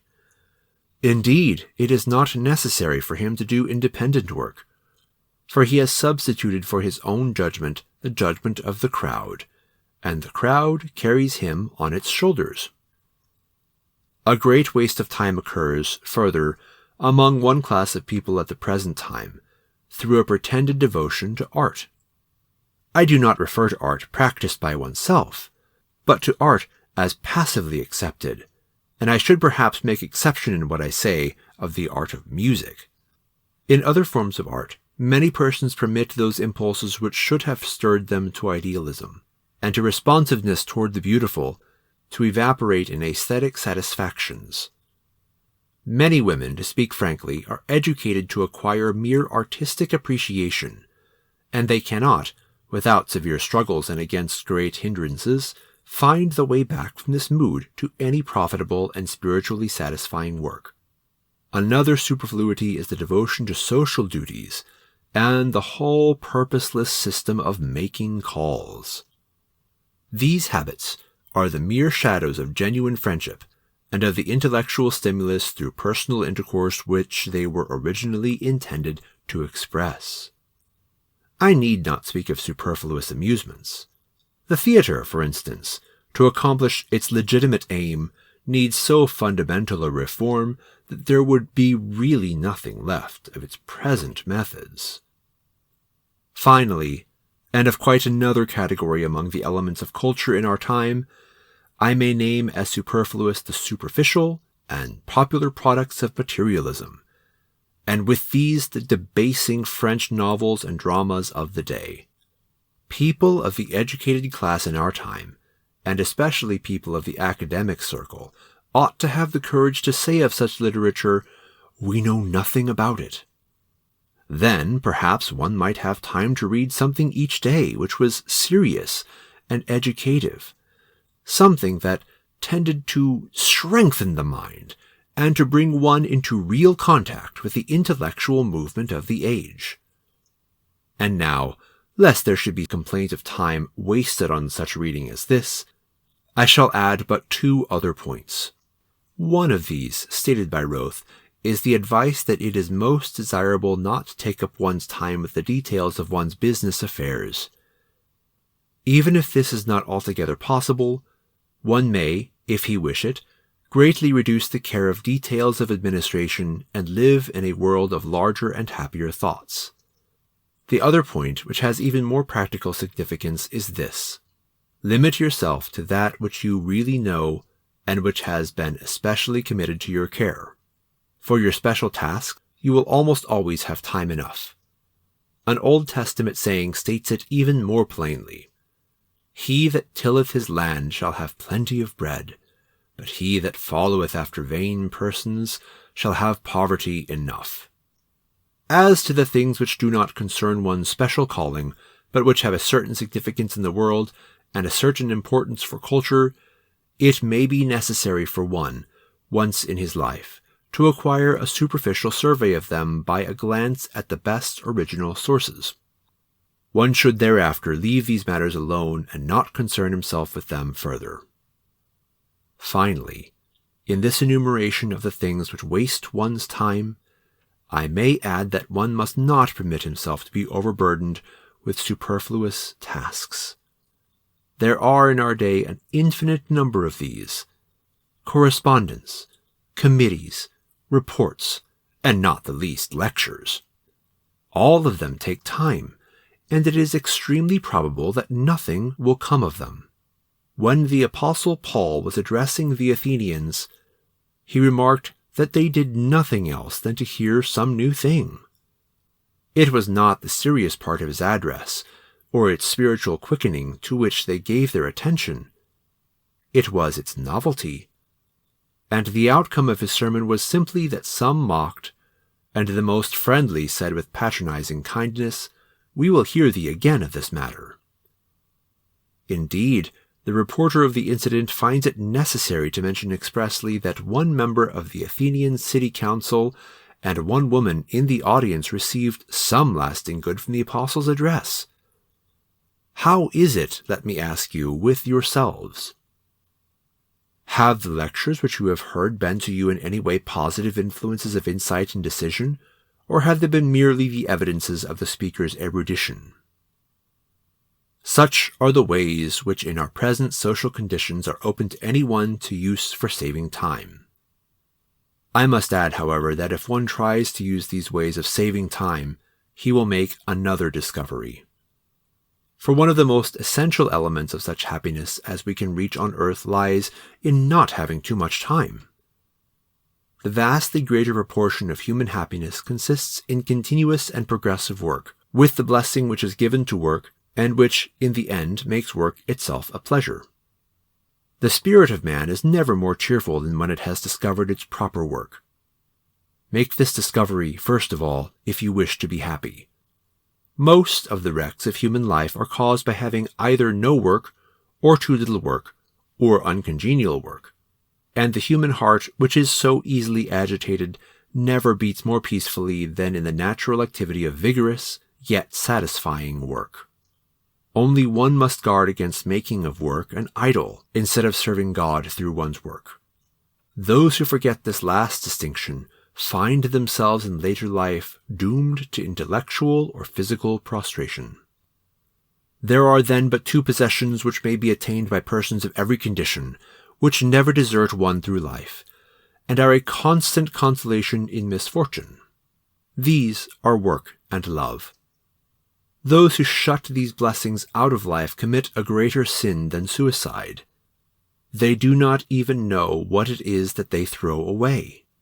Rest without work is a thing which in this life one cannot endure. The best blessing which can be promised is that last blessing of Moses for Asher. Thy shoes shall be iron and brass, and as thy days, so shall thy strength be. Better than this one should not desire, and if one has this, he should be thankful. Yet it must be added, this contentedness and continuous work is possible only when one abandons ambition, for ambition is always most deeply anxious not to do work, but as soon as possible to get the result of work, even if that result is elusive. Ambition is the Moloch of our time, to whom we feel bound to sacrifice even our own children, and who, more than all other foes, destroys the bodies and the souls of youth.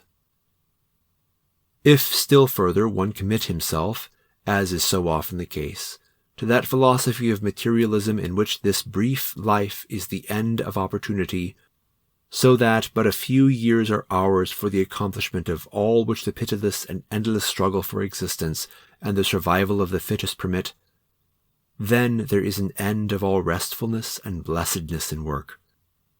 Under such a view, time is indeed too short, and every art is indeed too long. The true spirit of work, which has no time for superfluities, but time enough for what is right and true, grows best in the soil of that philosophy which seeks one's work extending into the infinite world, and one's life on earth as but one part of life itself. Then one gets strength to do his highest tasks, and patience among the grave difficulties and hindrances which confront him both within himself and in the times in which he lives. One is calmly indifferent to much which in the sight of this world alone may seem important, but which, seen in the light of eternity, loses significance. This is the meaning of that beautiful saying of the philosopher of Görlitz, which brings to our troubled time its message of comfort. He who, while here, lives the eternal life, is through eternity set free from strife. End of Section 5. Section 6 of Happiness, Essays on the Meaning of Life. Read by James Escareno. Happiness, Essays on the Meaning of Life by Carl Hilty, translated by Francis Greenwood Peabody. 6. Happiness. Whatever the philosophers may say, it remains true that from the first hour of man's waking consciousness until that consciousness ceases, his most ardent desire is to be happy, and that the moment of his profoundest regret is when he becomes convinced that on this earth perfect happiness cannot be found. Here is the problem which gives to the various ages of human history their special characters.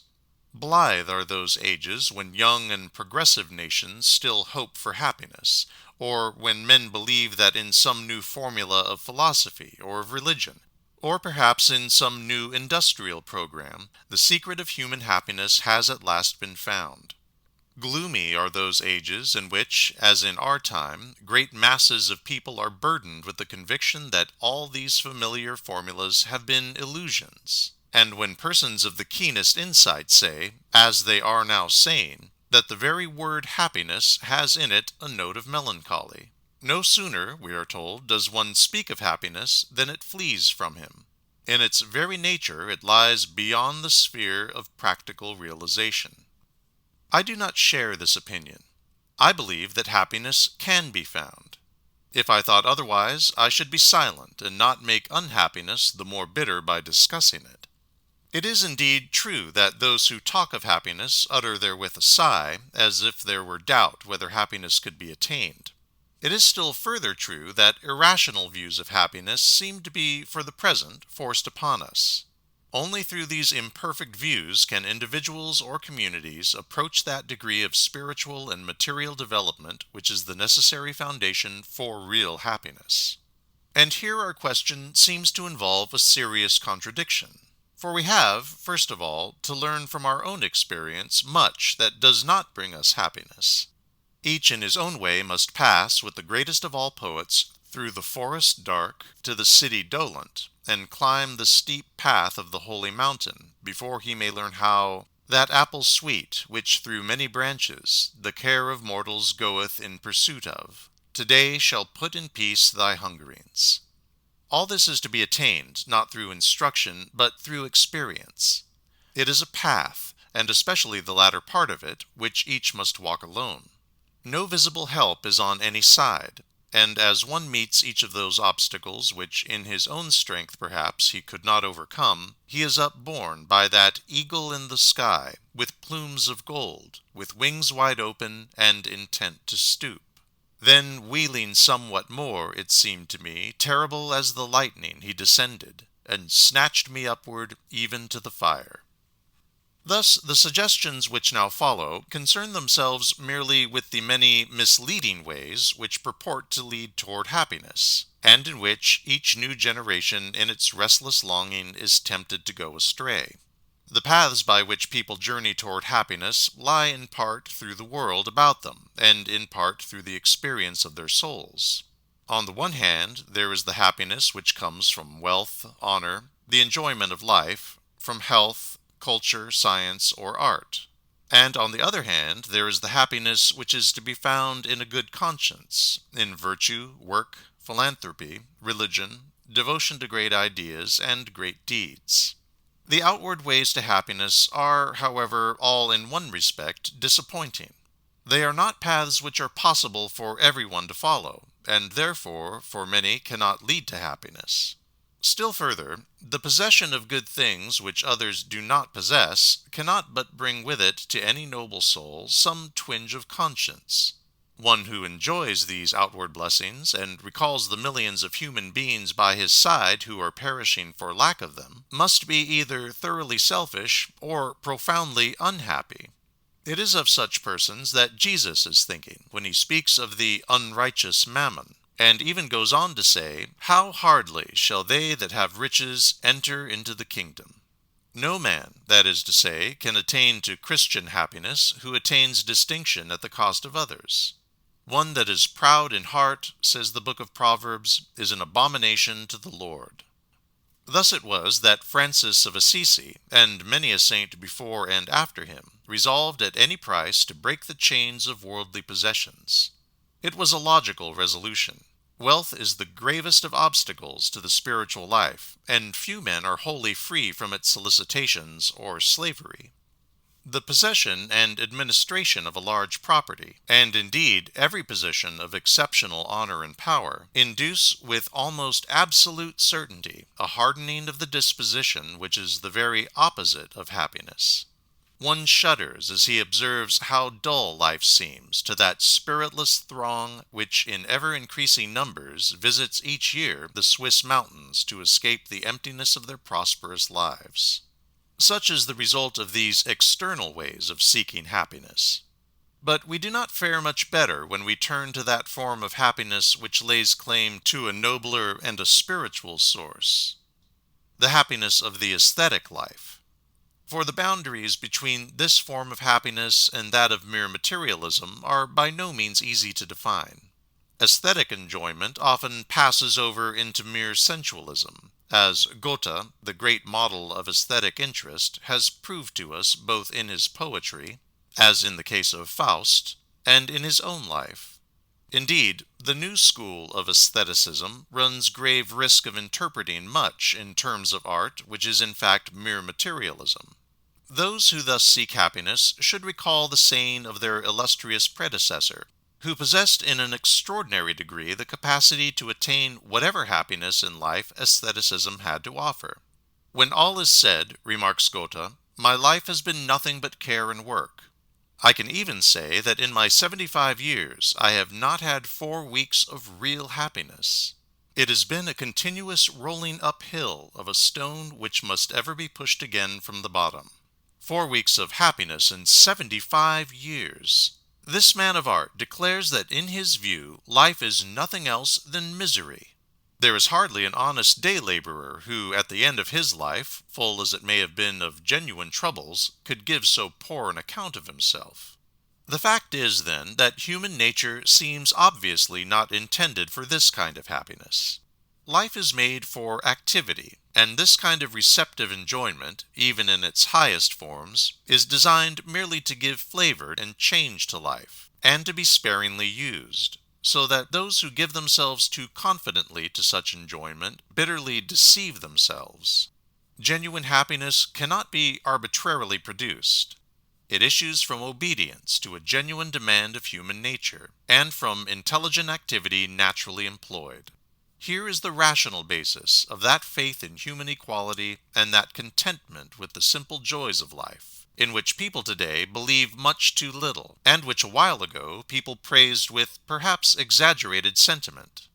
Still further, as regards such aesthetic enjoyment, it is to be observed that the level of aesthetic judgments in literature and art is now so visibly sinking that these resources cannot long satisfy minds that can be called educated, or nations that can be called progressive.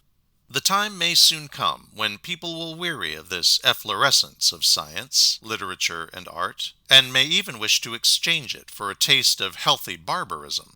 The Austrian poet Roesiger has thus described a not impossible future. We already see each year a great migration of people passing from the cities to the country and the mountains, and not until the leaves are touched with autumn color returning to the city walls. The time will come, however, when prosperous city folk will betake themselves permanently to country life, and when the work people of the city will migrate to the wilderness and subdue it. They will abandon the search for book knowledge. They will find their pleasure and renewal in physical work. They will make laws under which an independent and self-respecting livelihood will be ensured to country dwellers, and the notion of an ignorant peasantry will disappear. However this may be, it is at least certain that we are approaching a period marked by a return to nature, and by a taste for simplicity, such as existed at the end of the last century, when Marie Antoinette played shepherdess with her courtiers at the Trianon. It is a simplicity which is caricatured by the luxurious folk who parade each summer through Switzerland in mountain dresses and spiked shoes, and attempt an intimacy with the life of nature. Even these folk, strange as is their attire and laughable as is their mimicry of the life of peasants and mountaineers, find themselves as happy as their conventional lives permit. One other external notion of happiness may be dealt with in a word. It is the happiness which is sought in freedom from care. Such happiness is an ideal for those only who have never had the experience of such freedom. For the fact is that through our cares, when not excessive, and through our victory over cares, comes the most essential part of human happiness. Cares of a reasonable nature do not constitute what we call care. Many a life of the widest experience would testify that the most unendurable experience is to be found, not in a series of stormy days, but in a series of cloudless ones. I pass then from those who seek for happiness in material and outward conditions to those more rational inquirers who seek it in the spiritual life. These persons expect that happiness will be secured in the doing of their duty, in a good conscience, in personal work of public good, in patriotism or charity or some form of philanthropy, or perhaps in conformity to the teachings of their church. And yet, a very considerable part of the drift to pessimism which one observes in our day comes from the experience that no one of these ways leads surely to happiness, or at least that one does not get in such ways the happiness for which he hoped. Indeed, it is perhaps still further true that a great part of the reckless realism now so prevalent among us comes not of the conviction that it will make one happy, but only of the despair of finding any other way of happiness. For if it be true that neither our work nor what we call our virtues can bring peace to the soul, if outward activity and charity and patriotism are but a mockery of happiness, if religion is for the most part only a form or a phrase without objective certainty, if all is thus but vanity of vanities, then indeed let us eat and drink, for tomorrow we die. I do not join in the condemnation with which the moralists usually meet this view of life. I deny only the conclusions which are drawn from such a view. I recognize the honest purpose of these modern philosophers. They represent, at least, a sincere love of truth. They are hostile to all mere phrases. The spirit of the modern world looks for a happiness which is not mere philosophical composure, but which has objective results. It demands a kind of contentment in which every human being may have a share. In all this, the spirit of the age is wholly right, and this demand for objective happiness which it utters is a note which has not been heard for 2,000 years.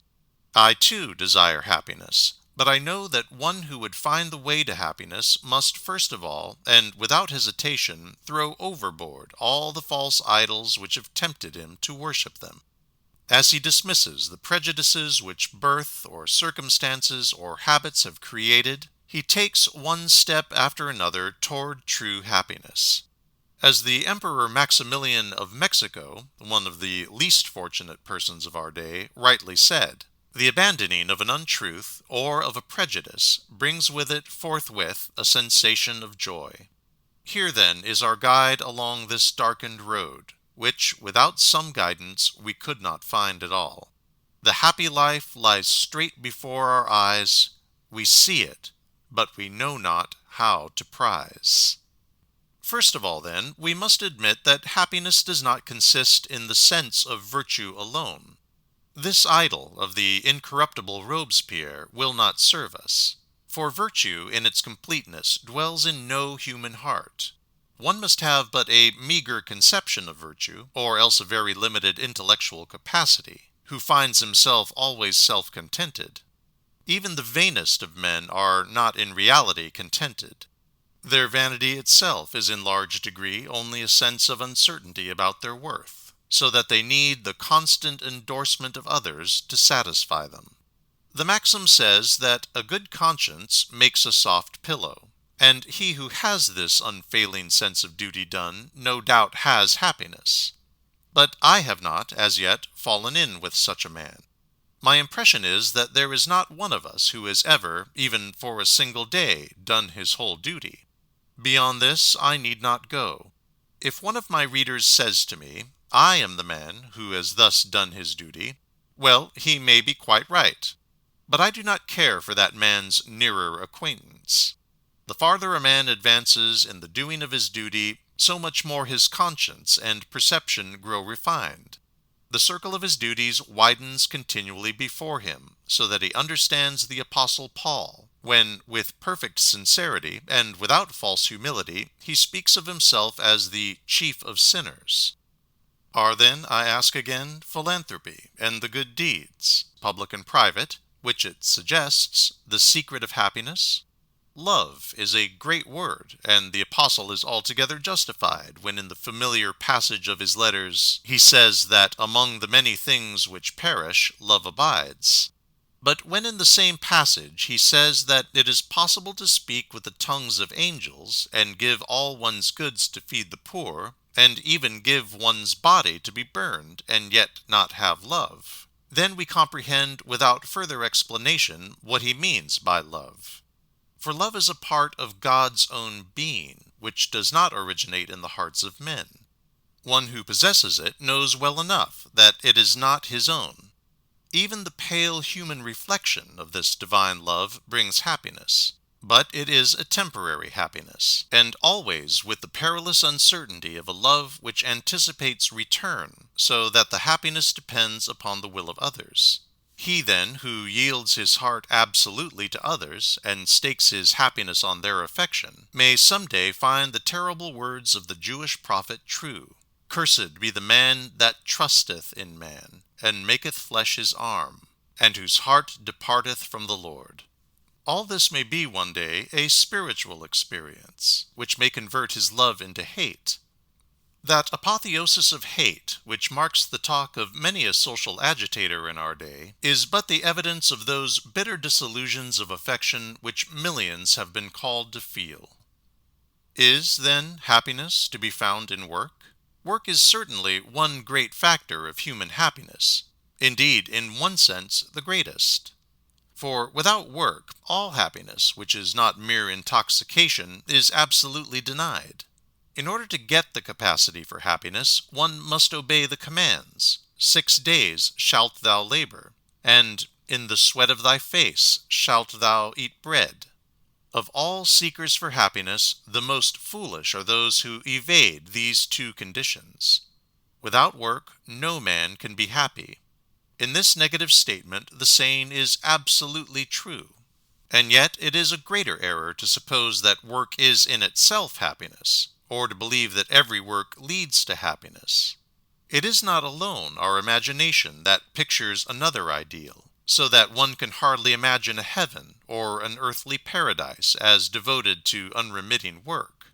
It is also true, and it is much more to be remembered, that only a fool can be wholly contented with the work that he does. One might even say that the wisest see most clearly the incompleteness of their work, so that not one of them has been able, at the end of his day's work, to say of it, "Behold, it is very good."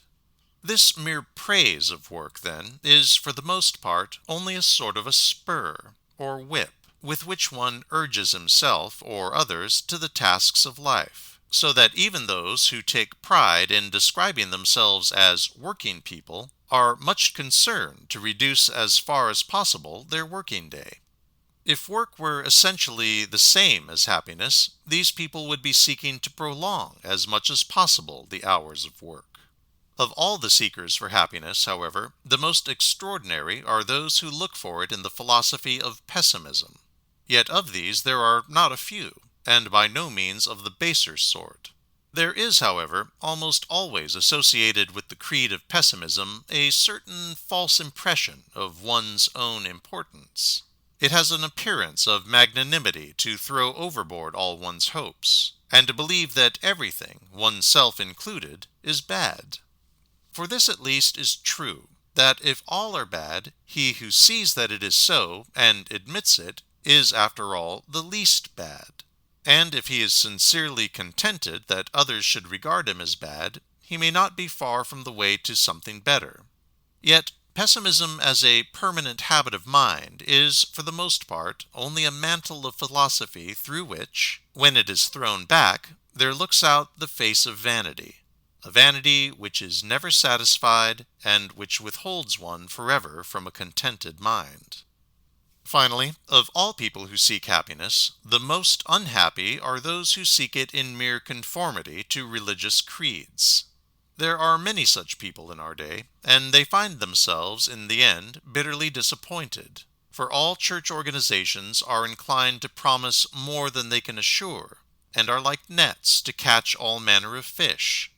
In a passage from the works of the late Professor Geltzer, he remarks that, for most church-going people, worship is nothing more than appearing at court once a week to present one's respects to the throne.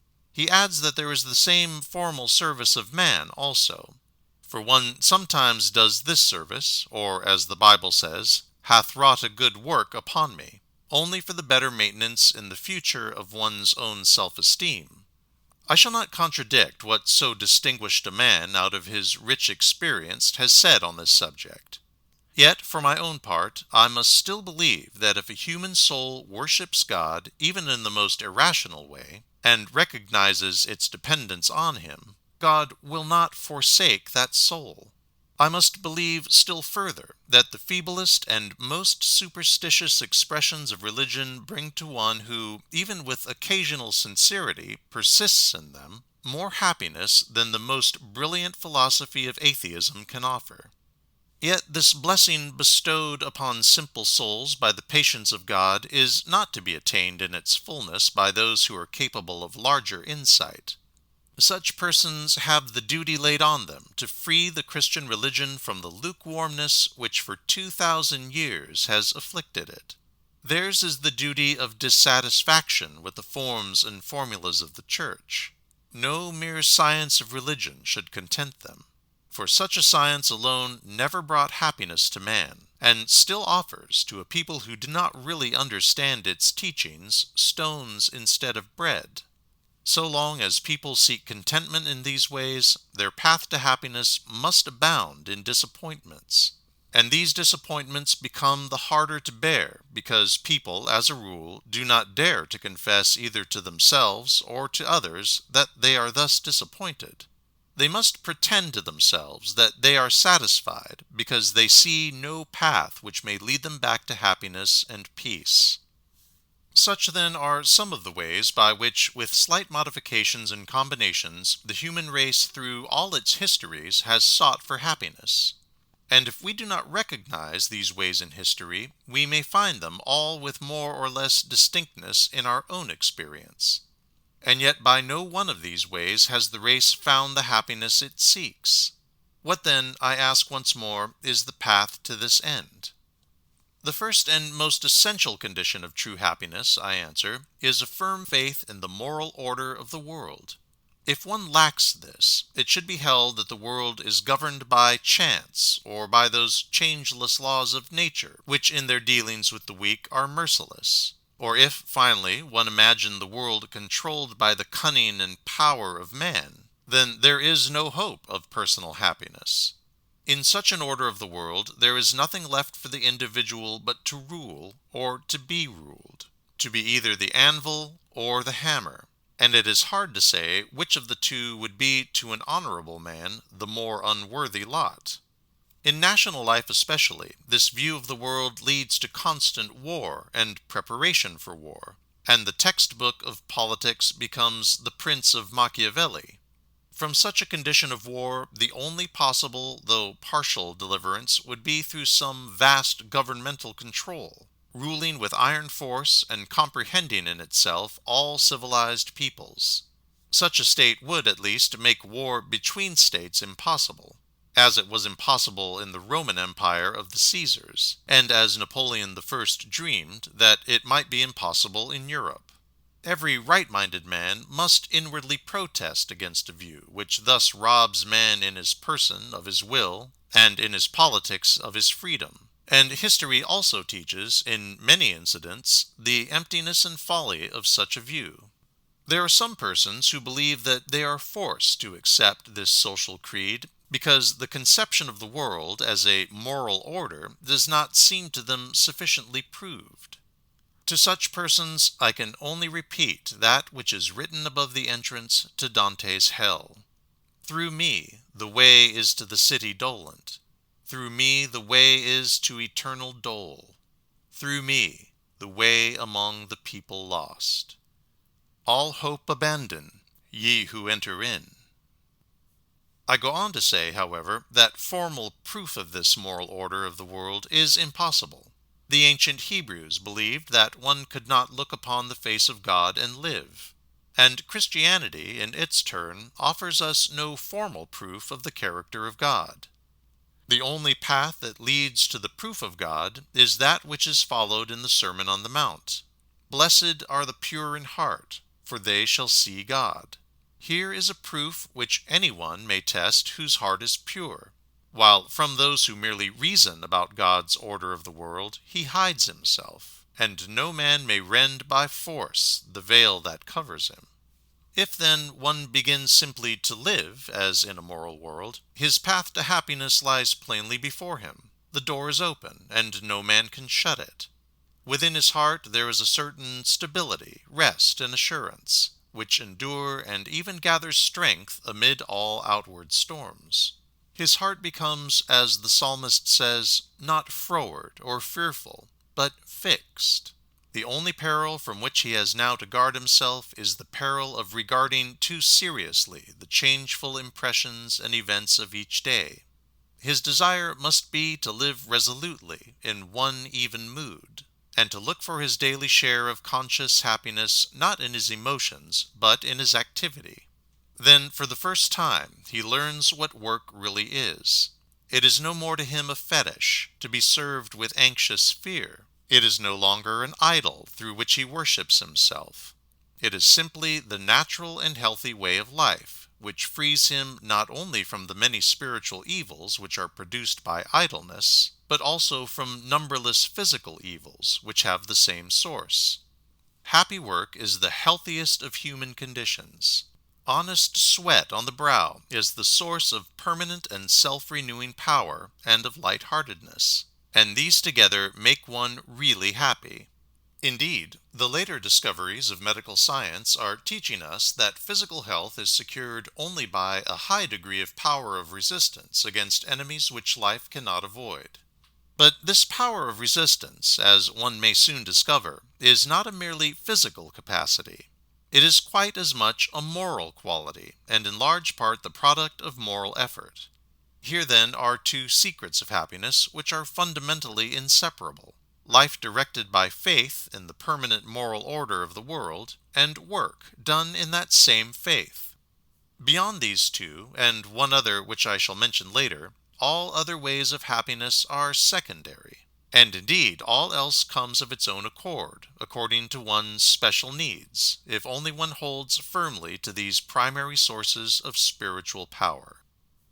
I go on to mention a few of these subordinate rules for happiness which may be deduced from the experience of life. They are mere maxims of conduct to which many others might be added. We need, for instance, to be at the same time both brave and humble.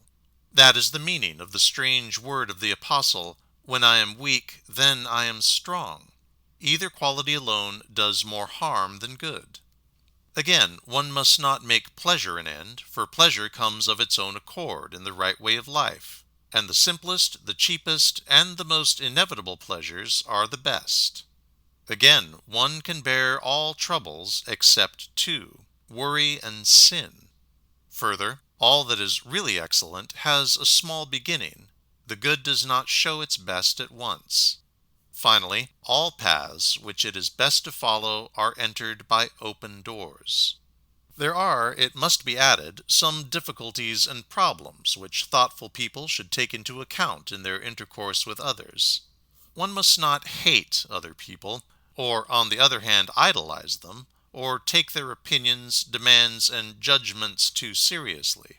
One must not sit in judgment on others, or on the other hand submit himself to their judgment. One must not court the society of those who think much of themselves. Indeed, I may say in general that, except in certain callings, one should not cultivate acquaintance with great people, or fine people, with the rich, or the fashionable, but so far as possible, without repelling them, should avoid their company.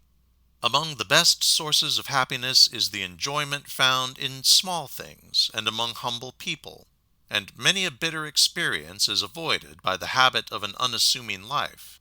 The best way to have permanent peace with the world is not to expect much of it. not to be afraid of it, so far as one can, without self-deception, see the good in it, and to regard the evil as something powerless and temporary, which will soon defeat itself. In short, I may in conclusion say that one must not take this life too seriously. As soon as we live above it, much of it becomes unimportant, and if the essentials are secure, we must not care too much for the subordinate. Many of the best people suffer from this magnifying of trifles, and especially from their dependence on other people's opinions, and this lack of proportion makes for such people each day's work much more difficult than it would otherwise be. I have said that these practical rules might be indefinitely multiplied, but they are all, as I have also said, in reality superfluous. For if the soil of the heart is fertilized, as I have already described, then these fruits of life grow out of it spontaneously, and serve the special needs of the individual. The essential question concerns the soil itself, without which not one of these practical fruits can grow. Thus I may say in general that I take no great interest in what people call systems of morals, or in the rules of conduct which they prescribe. A system of morals either issues spontaneously from a habit of mind, which in its turn issues from a view of life, attained even through the death of one's old self, or else such a system is nothing but a series of beautiful maxims, pleasant to hear, good to record in diaries and calendars, but incapable of converting the human heart. I do not care to multiply the material for these collections of maxims. I shall only add one last and solemn truth. It is this, that under the conditions of human life, unhappiness also is necessary. Indeed, if one cared to state it in a paradox, he might say that unhappiness is essential to happiness.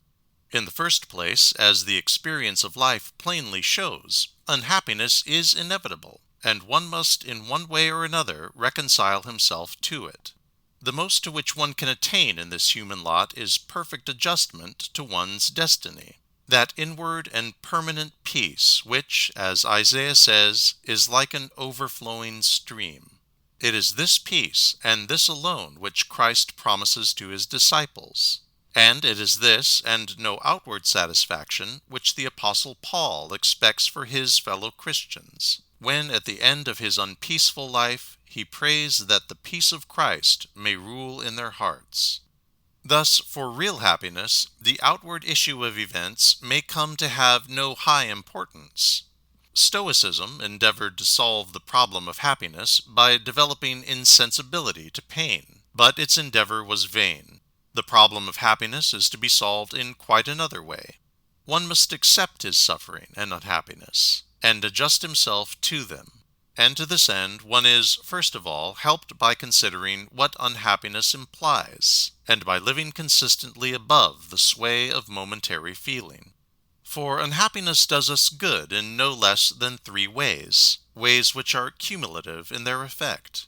It is, in the first place, a punishment, the natural consequence of our deeds. It is, thus considered, a part of those deeds themselves, and therefore must follow them as surely as a logical consequence follows its premise. Unhappiness is, secondly, a cleansing process, waking us to greater seriousness and greater receptivity to truth. Thirdly, unhappiness recalls us to self-examination and fortifies us by disclosing what is our own strength, and what is God's strength. By no other experience does one attain that spiritual courage which is far removed from self-confidence and very near to humility. In a word, it must be said that the deeper life of man and that noble bearing which we remark in some people, and which no one, whatever be his station, can falsely assume, are attained only through faithful endurance of misfortune. That word of the Apostle Paul, "We glory in tribulations," is, like many of his sayings, absolutely unintelligible to anyone who has not experienced what renewal of power and what profound happiness may be discovered through misfortune itself. It is a form of happiness which one never forgets if he has once really experienced it. This, then, is the riddle of life which perplexes many a man and turns him from the right way. that good people do not get the good things which might seem to them their due. The prophet host, the martyr throng, reckoned the world as dross, despised the shame, endured the wrong, counting their gain their loss. And he to whom they sang their song was nailed upon the cross. Suffering, then, lies on the road to life, and one must expect to meet it if he would be happy. Many a person, when he sees this lion in his path, turns about and contents himself with something less than happiness. And yet it is also true, as experience teaches, that in our misfortunes, as in our enjoyments, imagination greatly outruns reality. Our pain is seldom as great as our imagination pictures it. Sorrow is often the gate which opens into great happiness. Thus the true life calls for a certain severity of dealing, as if one should say to himself, "You may like to do this thing, or you may not like to do it, but you must do it." And true education rests on these two foundation stones, love of truth and courage for the right. Without them, education is worthless. It is like the kingdom of God, which is to be taken by violence, and the violent take it with force. And thus, of all the human qualities which lead to happiness, certainly the most essential is courage. We look back then, finally, over what has been said, and repeat what a gifted authoress of our time, Gisela Grimm, has said in her drama of Old Scotland. Happiness is communion with God, and the central spiritual quality which attains this communion is courage. Other happiness than this is not to be found on earth, and if there were happiness without these traits, it would not be the happiness we should desire. And this kind of happiness is real. It is not, like every other dream of happiness, an illusion from which sooner or later one must wake. It does not issue from our achievements or our compulsions. On the contrary, when we have once accepted and made our own the view of life which I have described, and have ceased to look about us for some other view, then happiness comes to us by the way. It is a stream of inward peace, broadening as we grow older, first enriching our own souls, and then pouring itself forth to bless other lives. This is the goal to which our life must attain, if it hope for happiness, and to this goal it can attain. Indeed, if once the first decision be made, and the first steps taken, then, as Dante says, "This mount is such that ever at the beginning down below 'tis tiresome, and the more one climbs, the less it hurts. Therefore, when it shall seem so pleasant to thee, that going up shall be to thee as easy as going down the current in a boat, then at this pathway's ending thou wilt be." Below, at the foot of the mountain, the fixed decision is demanded. There one must absolutely determine to pay any price which shall be asked for the happiness which is real. No further step can be taken without this first resolution, and by no easier path has anyone attained the happiness he sought. Goethe, the teacher of those who sought happiness in other ways, admitted, as I have said, that in 75 years of life he had 4 weeks of content, and no one who has followed him can, at the end of life, when asked what his conscience testifies, make better reply.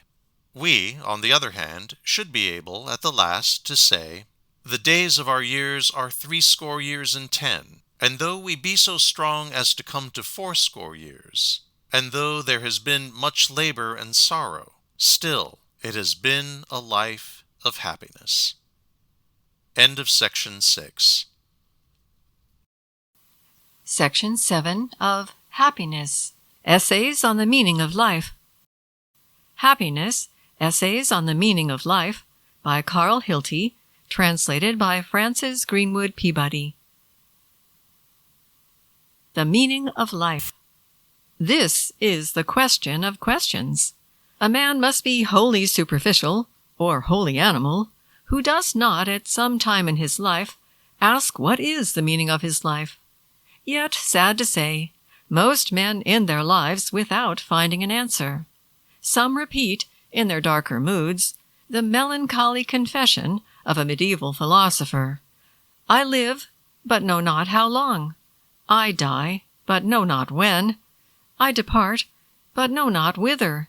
How is it possible for me to fancy myself happy? Others drive from their minds these morbid reflections, which, as they say, lead to nothing, and repeat, "Let us eat and drink, for tomorrow we die." Even among what we call cultivated people, where education has made a profounder view accessible, the number of those who find the meaning of life is by no means large. After some vain and superficial attempts to save themselves, they yield at last, and often far too soon, to the pitiful program of self-indulgence. And what is their next step? It is to pursue consistently this program. But there is not long left the health which is necessary for this life of eating and drinking. And then in throngs they make their pilgrimages, the women at the front, to Pastor Knepp or Dr. Metzger or some other infallible healer, hoping for a quick restoration and a second chance to waste their lives. Still others there are who have not the means to adopt this plan of life. Many of these seek a substitute for it in some form of social scrambling, or if this fails, commit themselves to the new doctrine of economics, according to which the only real problem of life is the stomach problem, and which teaches that in satisfying the stomach, the social ideals of the race will also be satisfied. Still others there are who are more subtle and more critical. They have come to see how impracticable are all these schemes to redeem life from its troubles. Thus, after they have tried many halfway measures, they come at last to the confession of the wisest of kings. Vanity of vanities, all is vanity. They commit themselves to skepticism concerning any meaning in life, and to the worship of non-existence. To them, the end of life is to be nirvana, annihilation, the forgetfulness of that which life has been, and they fancy that they have attained a very noble attitude toward life when, after many years of sharp contention with their healthy human nature, which steadily protests against these subtle negations, they are able at last to repeat the words of the Hindu sage. Through birth and rebirth's endless round, I ran and sought, but never found, who framed and built this house of clay. What misery, birth for A and A! O builder, thee at last I see, ne'er shalt thou build again for me. Thy rafters are all broken now, demolished lies thy ridgepole low.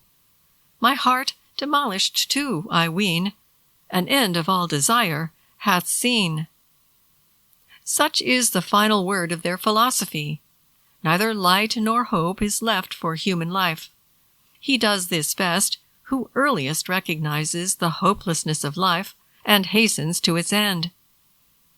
Human nature, however, is so abounding in life and so eager for life that except in those transitory and morbid conditions which we have come to describe as fin de siècle moods, it is never long content to interpret experience in terms of universal bankruptcy.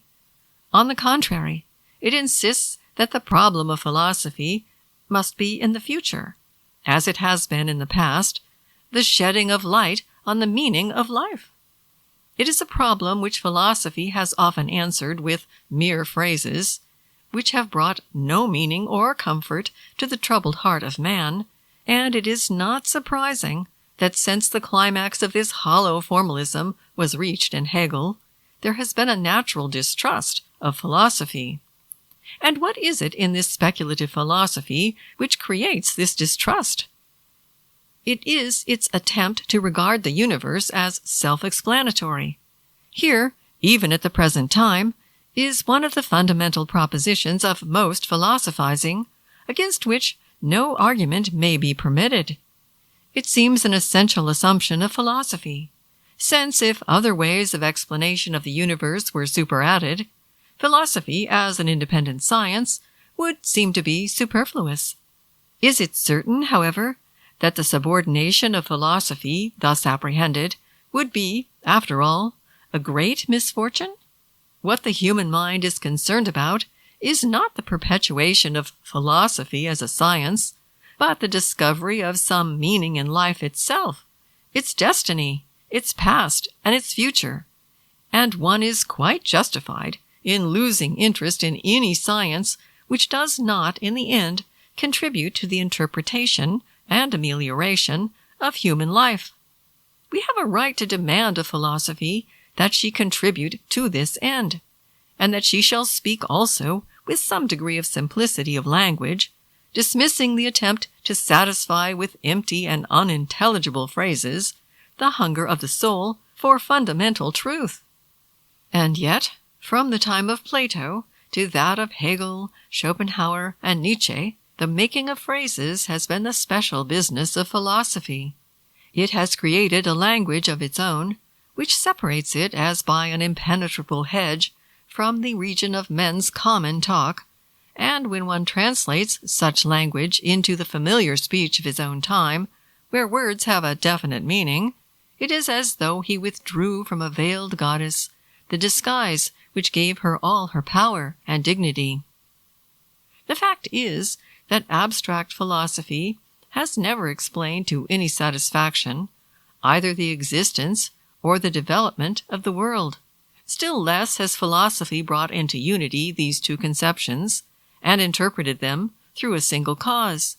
On the contrary, the history of philosophy has been a history of words, conveying no real interpretation, and it would seem as if in the thousands of years of philosophic speculation, either some interpretation should have been attained, or that there should at least be heard the confession that philosophy can throw no further light on these fundamental facts.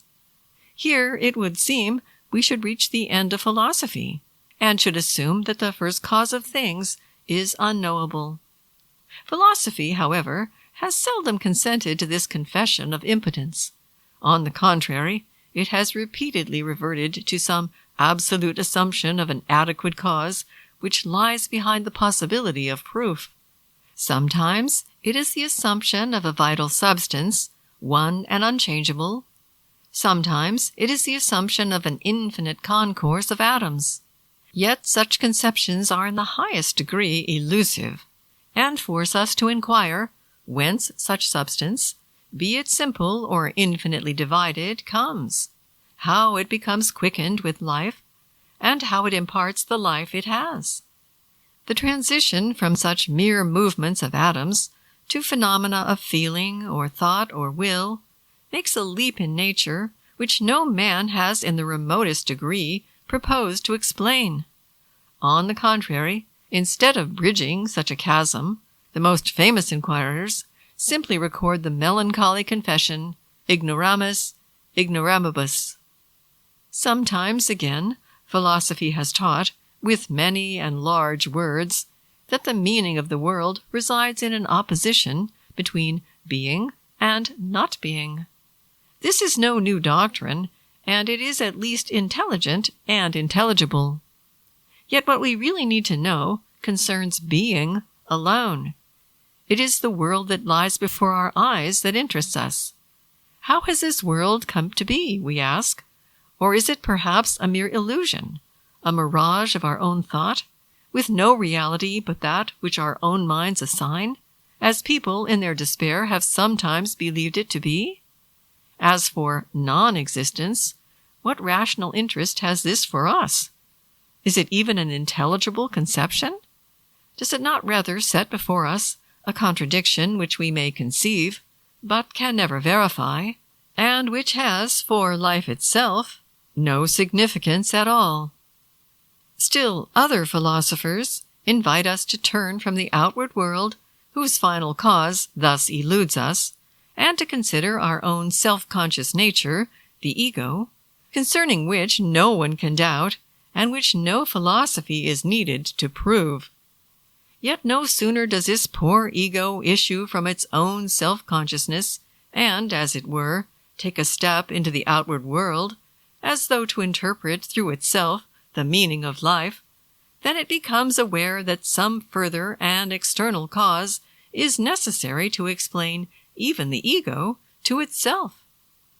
Finally, philosophy, in its search for the meaning of life, bows to the authority of natural science and proposes to interpret experience through some doctrine of development, or evolution, or heredity, or natural selection. All that exists, it announces, comes of some primitive protoplasm, or even of some single primitive cell. Yet still there presses the ancient question how such cells may have been made, and how there has been imparted to them their infinite capacity for life and growth. It is the question which the keen and practical Napoleon asked as he stood a century ago under the mystery of the stars in Egypt. Turning to the scholar Monge, he said, "Qui a fait tout cela?" To such a question, neither abstract philosophy nor natural science has as yet given, and so far as we can judge, will ever give any answer. To interpret the world, then, by itself or through itself, is impossible, for there is in the world itself no final cause. If the mind of man is the final interpreter of the world, then it becomes itself the God it seeks, and the philosophers become the object of a kind of worship. Here, indeed, is the outcome of much philosophy today. If, however, the philosophers have any power of observation, they soon discover one positive barrier to this excessive self-importance. It is the humbling consciousness of limitation in their own powers and in their own hold on life itself.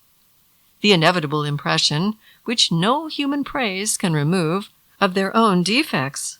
The impossibility of finding a meaning, even for their own lives, within those lives themselves. Here is the weakness of that pantheism which, from the time of Spinoza, has so largely controlled speculative thought, and from the time of Hegel, Schopenhauer, and Goethe, has been the prevailing creed of cultivated people, so far as they concern themselves with philosophy. No form of philosophy is so demoralizing in its ethical consequences as this. It breeds contempt of moral activity. It forfeits the right of the will to oppose what is evil, and to create what is good. Sooner or later, the corollary of such a faith appears in some form of superstition, crude but compelling, like hypnotism or spiritualism, or the vulgar and noisy substitutes for religion, which are now so conspicuous. Thus the cycle of philosophical speculation fulfills itself, and returns after centuries to the same point at which it began. The final form of truth may come to be not the systems of abstract philosophy or of speculative theology, which have proved so misleading and unsatisfying, but simply a summing up of the experience of mankind as it has affected human destiny through the history of the world. And in this experience, we have a philosophy better than abstractions, and always within one's reach. And where do we find this philosophy, which discovers the meaning of life, not through speculative reasoning, but through the interpretation of experience, and which observes in experience a spiritual power creating and maintaining both the world and the individual? This is the view of life which had its origin in Israel and was fulfilled in Christianity. It cannot, indeed, be called in the technical sense a philosophy, for philosophy would feel itself called upon to explain still further that cause which it thus reached. Theology, as a positive science, meets the same fate as philosophy. It cannot prove its God, as philosophy cannot interpret the world or human life in or through themselves. What people call ontology, or the proofs of the being of God, is no real science, and convinces none but him who is already pledged. It is in the nature of God to be beyond our interpretations. A God who could be explained would not be God, and a man who could explain God would not be man. The legitimate aim of life is not to see God as he is, but to see the affairs of this world and of human life somewhat as God might see them. It is, therefore, no new thing to question whether theology can be fairly called a science at all. On this point, for instance, the evidence of Christ is in the negative, and the theological speculations of Christians are, in fact, not derived from him. They proceed, on the contrary, from the Apostle Paul, who applied to the proving of Christianity the subtlety of theological training which he had received under Judaism. And even in his case, it must be remembered that his teaching was directed to convince those who had been, like him, trained in the theology of Israel. It must not be imagined, therefore, that the final cause of the world, which we call God, can be philosophically proved. Faith in God is, first of all, a personal experience. Nothing should disguise this proposition, though it is the stone of offense, where many stumble who are seeking an adequate meaning of life. Nothing can be done to help those who refuse this experience. No argument can convince them. There is no philosophical refutation of a determined atheism. Here is an admission which must gravely affect not only our religious and philosophical relations with others, but even our practical and political life. Here is the fundamental difference between people of the same nation, or condition, or time, or even family. In other differences of opinion, there may be found some common ground, but between faith and denial, there is no common ground, because we are dealing with a question of the will, and because the human will is free. The saying of Tertullian, that the human soul is naturally Christian, is in a literal sense quite untrue. Every man who reflects on his responsibilities recognizes that he is not naturally Christian. He is, at most, only possibly Christian, as Tertullian perhaps meant to say. He is capable of becoming Christian through the experience of life. Atheism and Christianity are equally accessible to the nature of man. Faith in God, then, is a form of experience, not a form of proof. If experience were as unfruitful as proof, then faith in God would be nothing more than a nervous condition, and the answer of Festus, "Paul, thou art beside thyself," would be the just estimate of a faith like that of Paul. Each period of history has, in fact, produced many a Festus, sedulously guarding his reason and conscience against all that cannot be proved. Other faith, however, than that which proceeds from experience is not expected by God from any man, while to every man, in his own experience and in the witness of history, this faith is abundantly offered. There is, therefore, in the refusal of faith, a confession, not merely of intellectual error, but of moral neglect, and many a man who has surrendered his faith would be slow to confess to others how well aware he is that the fault is his own. Here, then, is the first step toward the discovery of the meaning of life. It is an act of will, a moral venture, a listening to experience. No man can omit this initial step, and no man can teach another the lesson which lies in his own experience. The prophets of the Old Testament found an accurate expression for this act of will when they described it as a turning, and they went on to assure their people of the perfect inward peace and the sense of confidence which followed from this act. "Look unto me, ye, and be saved," says Isaiah. "Incline your ear, and come unto me. Hear, and your soul shall live." From that time to this, thousands of those who have thus changed the direction of their wills have entered into the same sense of peace, while no man who has thus given his will to God has ever felt himself permanently bewildered or forsaken. Here also, in this free act of the will, is attained that sense of liberty which in both the Old and the New Testaments is described as righteousness. It is a sense of initiative and power, as though one were not wholly the subject of arbitrary grace, but had a certain positive companionship with God. It is what the Old Testament calls a covenant, involving mutual rights and obligations. No man, however, who accepts this relation is inclined to urge overmuch his own rights, knowing, as he well does, that his part in the covenant falls ever short, and is even then made possible only through his steady confidence in God. Grace, unearned and undeserved, he still knows that he needs. Yet behind this grace lies ever the initiative of personal turning, and the free assertion of the will as the first step toward complete redemption. To say with Paul that a man is justified by faith, or to emphasize, as Luther does, even more strongly, the providence of grace, is to run some risk of forgetting the constant demand for an initial step of one's own. This step, once taken, both the world in which one lives and one's own personal life get a clear and intelligible meaning.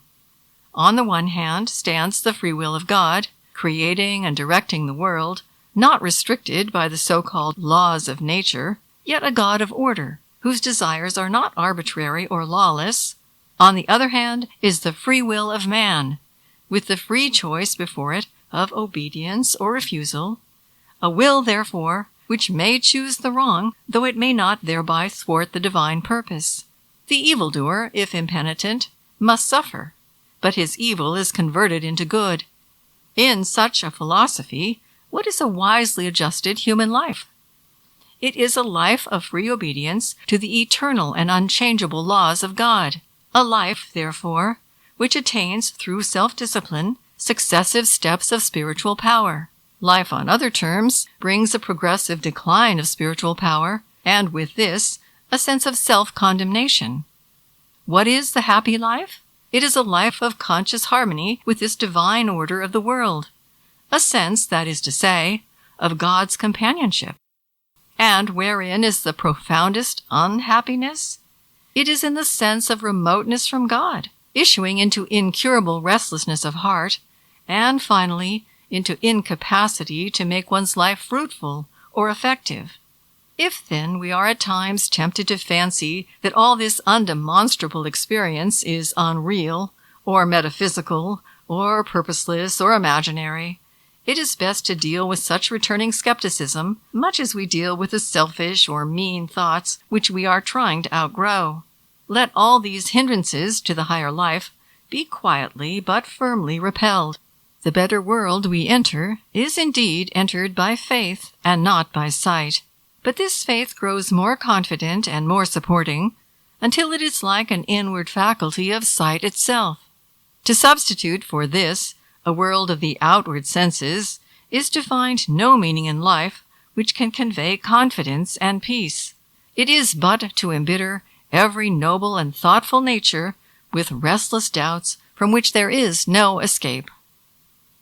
Such was religion as it disclosed itself to the early Hebrews.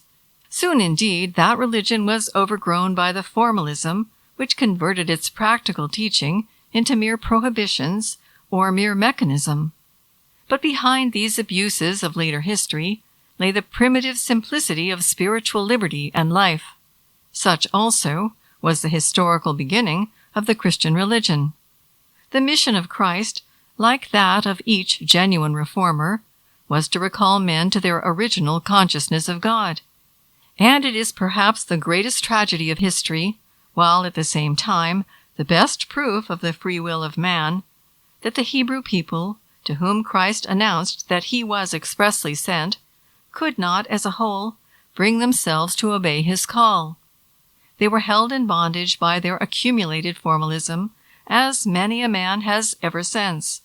They could not rise to the thought of a worship which was in spirit and in truth. Had they, with their extraordinary gifts, been able to hear Christ's message, they would have become the dominant nation of the world. And what is to be said of those Gentile peoples who listened more willingly to the message of Christ, those wild olive trees, as St. Paul calls them, which were grafted on the broken branches? They also have had the same history. They also, in their own way, have become enslaved by the same formalism, and they also must regain their liberty through the return of individual souls to a personal experience of the method of Christ. Here is the evidence of the indestructible truth and the extraordinary vitality of the Christian religion. To subdue its opponents was but a slight achievement, for every positive truth must, in the end, prevail. Its real conflict has been with the forces of accumulated opinion, of superfluous learning, of sickly fancies among its friends, and with the intellectual slavery to which these influences have led. Through these obstructions, the light and power of genuine Christianity have broken like sunshine through a mist, and with such Christianity have appeared in history the political liberty on which the permanence of civilization rests, the philosophical truth which solves the problems of human life, and the present comfort for the human heart, beyond the power of misfortune to disturb. We reach, then, a philosophy of life which is not speculative or fanciful, but rests on the facts of history. This is the way, the truth, and the life. Better is it for one if he finds this way, without too many companions or professional guides, for many a religious teaching, designed to show the way, has repelled young lives from following it.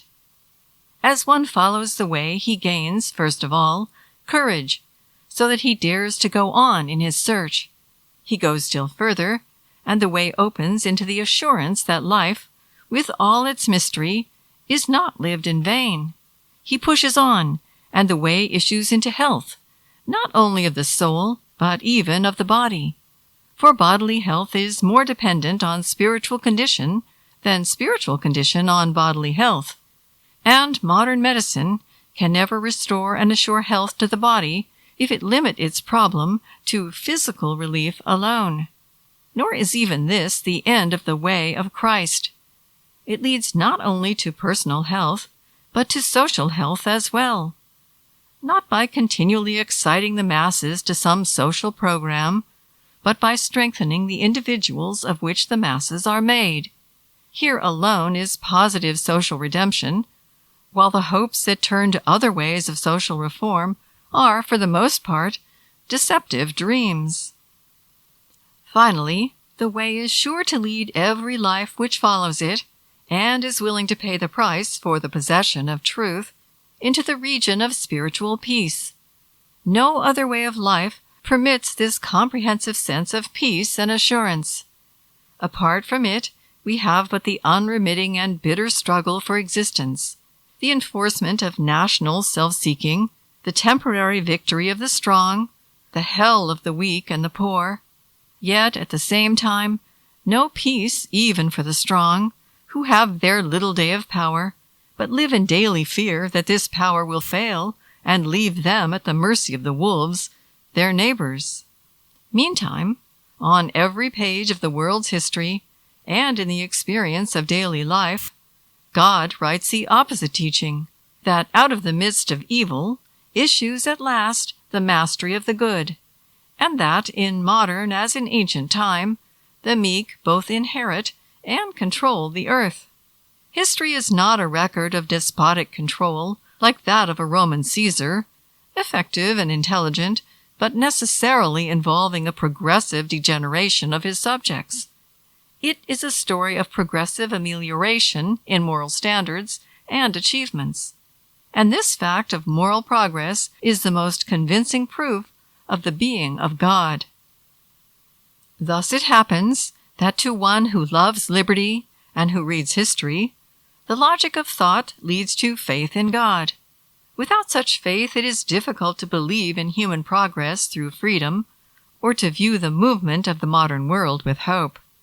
Without such faith, the popular agitations of the time are disquieting and alarming, and the only refuge of the spirit is in submission to some human authority, either of church or of state. Without such faith, it would be increasingly impossible to maintain a democratic republic like Switzerland in the midst of the autocratic monarchies of Europe. With profound truthfulness, the Swiss Parliament at Aarau opened its session with these simple words, "Our help is in the Lord our God, who hath made heaven and earth." And finally, without political liberty, there would be but a brief survival of religious liberty itself, and it too would be supplanted by a condition of servitude. A state church is a self-contradictory expression. State and church alike need self-government for self-development. A free church and a free state are not only most representative of Christianity, but are, beyond doubt, the forms of Christian citizenship which are to survive. Not compulsion, nor any form of authority, will, in the end, dominate the world, but freedom, in all its forms and its effects. The end of social evolution is to be the free obedience of men and nations to the moral order of the world. And yet, we must repeat, the secret of true progress is not to be found in an achievement of philosophy or a process of thought, but in a historical process, a living experience. To each man's will is offered the choice of this way which leads to personal recognition of the truth and personal experience of happiness. To each nation the same choice is presented. No philosophy or religion has real significance which does not lead this way. No man can rightly call it mere misfortune, or confess his unbelief with sentimental regret, when he misses the way and forfeits his peace of mind. His pessimism is not, as he fondly thinks, a mark of distinction. It is, on the contrary, as a rule, an evidence of moral defect or weakness, and should stir in him a positive moral scorn. What is it, then, which makes one unable to find the way of Jesus?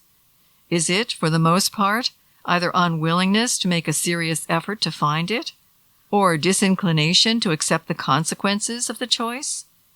To take up with some philosophical novelty involving no demand upon the will, to surrender oneself to the pleasures of life, to attach oneself with superficial and unreflecting devotion to some form of church or sect, how much easier is any one of these refuges of the mind than serious meditation on the great problems of life and the growth of personal conviction? And yet, how unmistakable have been the joy and the strength to live and to die, and the peace of mind and sense of right adjustment to the universe, which those have found who have followed with patience the way I have described. In the testimony of such souls there is complete accord. Consciously or unconsciously, every heart desires the satisfactions which this way of life can give, and without these satisfactions of the spirit, no other possessions or pleasures can ensure spiritual peace. What infinite pains are taken by people in the modern world for the sake of their health of body or the welfare of their souls!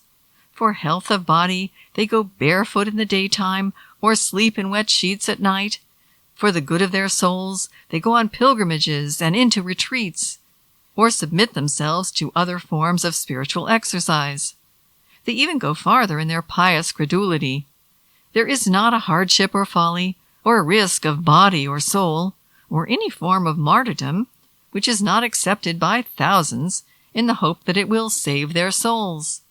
And all the time, the simple way to the meaning of life lies straight before their feet. A way, however, let us last of all remember, which it is not enough to know, but which is given us to follow. This is the truth which a scholar of the time of Luther teaches, though he himself had not fully attained the truth. Not, he writes, by knowing the way, but by going it, is the meaning of life to be found. He put into the mouth of Christ his lesson. Why art thou, then, so faint of heart, O man of little faith? Have I not strength to do my part, as God's word promiseth? Why wilt thou not return to me, whose pity will receive? Why seek not him whose grace can free, and every fault forgive? Why was it hard the way to find, which straight before thee ran? Why dost thou wander as though blind? 'Tis thine own choice, O man. End of section 7. Section 8 of Happiness, Essays on the Meaning of Life. Read by Ellen Corcoran. Happiness. Essays on the Meaning of Life by Carl Hilty. Translated by Frances Greenwood Peabody. Notes. Friedrich Max von Klinger, says Professor Hilty, was born in 1752 at Frankfurt. His family were poor, and after he had with difficulty pursued his studies at the University of Gießen, he became at first a playwright for a traveling company. He then served during the Bavarian War of Succession in a corps of volunteers. Later he became reader and a traveling companion to the Tsarevich Paul of Russia, afterwards the Emperor. He was made director of the Corps of Cadets of the nobility, as well as of the Emperor's pages and of the girls' school for the nobility. Under Alexander I, he was also made curator of the University of Dorpat. In all these relations of life, which were as difficult as can be imagined, in his contact with actors, crown princesses, czars, noble pages and women of the court, diplomats and professors, who, taken together, are certainly not of the classes most easy to deal with, and living at a court thoroughly degraded and beset by self-seekers of the lowest kind, as was the court of Catherine II, von Klinger preserved his candid character and moral courage and gained the high respect of his contemporaries. In Goethe's Wahrheit und Dichtung, he mentions von Klinger as follows: "This maintenance of a sterling character is the more credible when it occurs in the midst of worldly and business life, and when a way of conduct, which might appear to many curt and abrupt, being judiciously followed, accomplishes its ends. Such was his character. Without subservience, which indeed has never been a quality of the natives of Frankfurt, he attained to the most important positions, was able to maintain himself there, and to continue his services with the highest approval and gratitude of his noble patrons. Through all this, he never forgot either his old friends or the paths which he had come. In the later years of his life, Goethe renewed the study of von Klinger's writings, which recalled to me his unwearied activity and his remarkable character." End of Section 8. End of Happiness. Essays on the Meaning of Life by Carl Hilty. Translated by Frances Greenwood Peabody.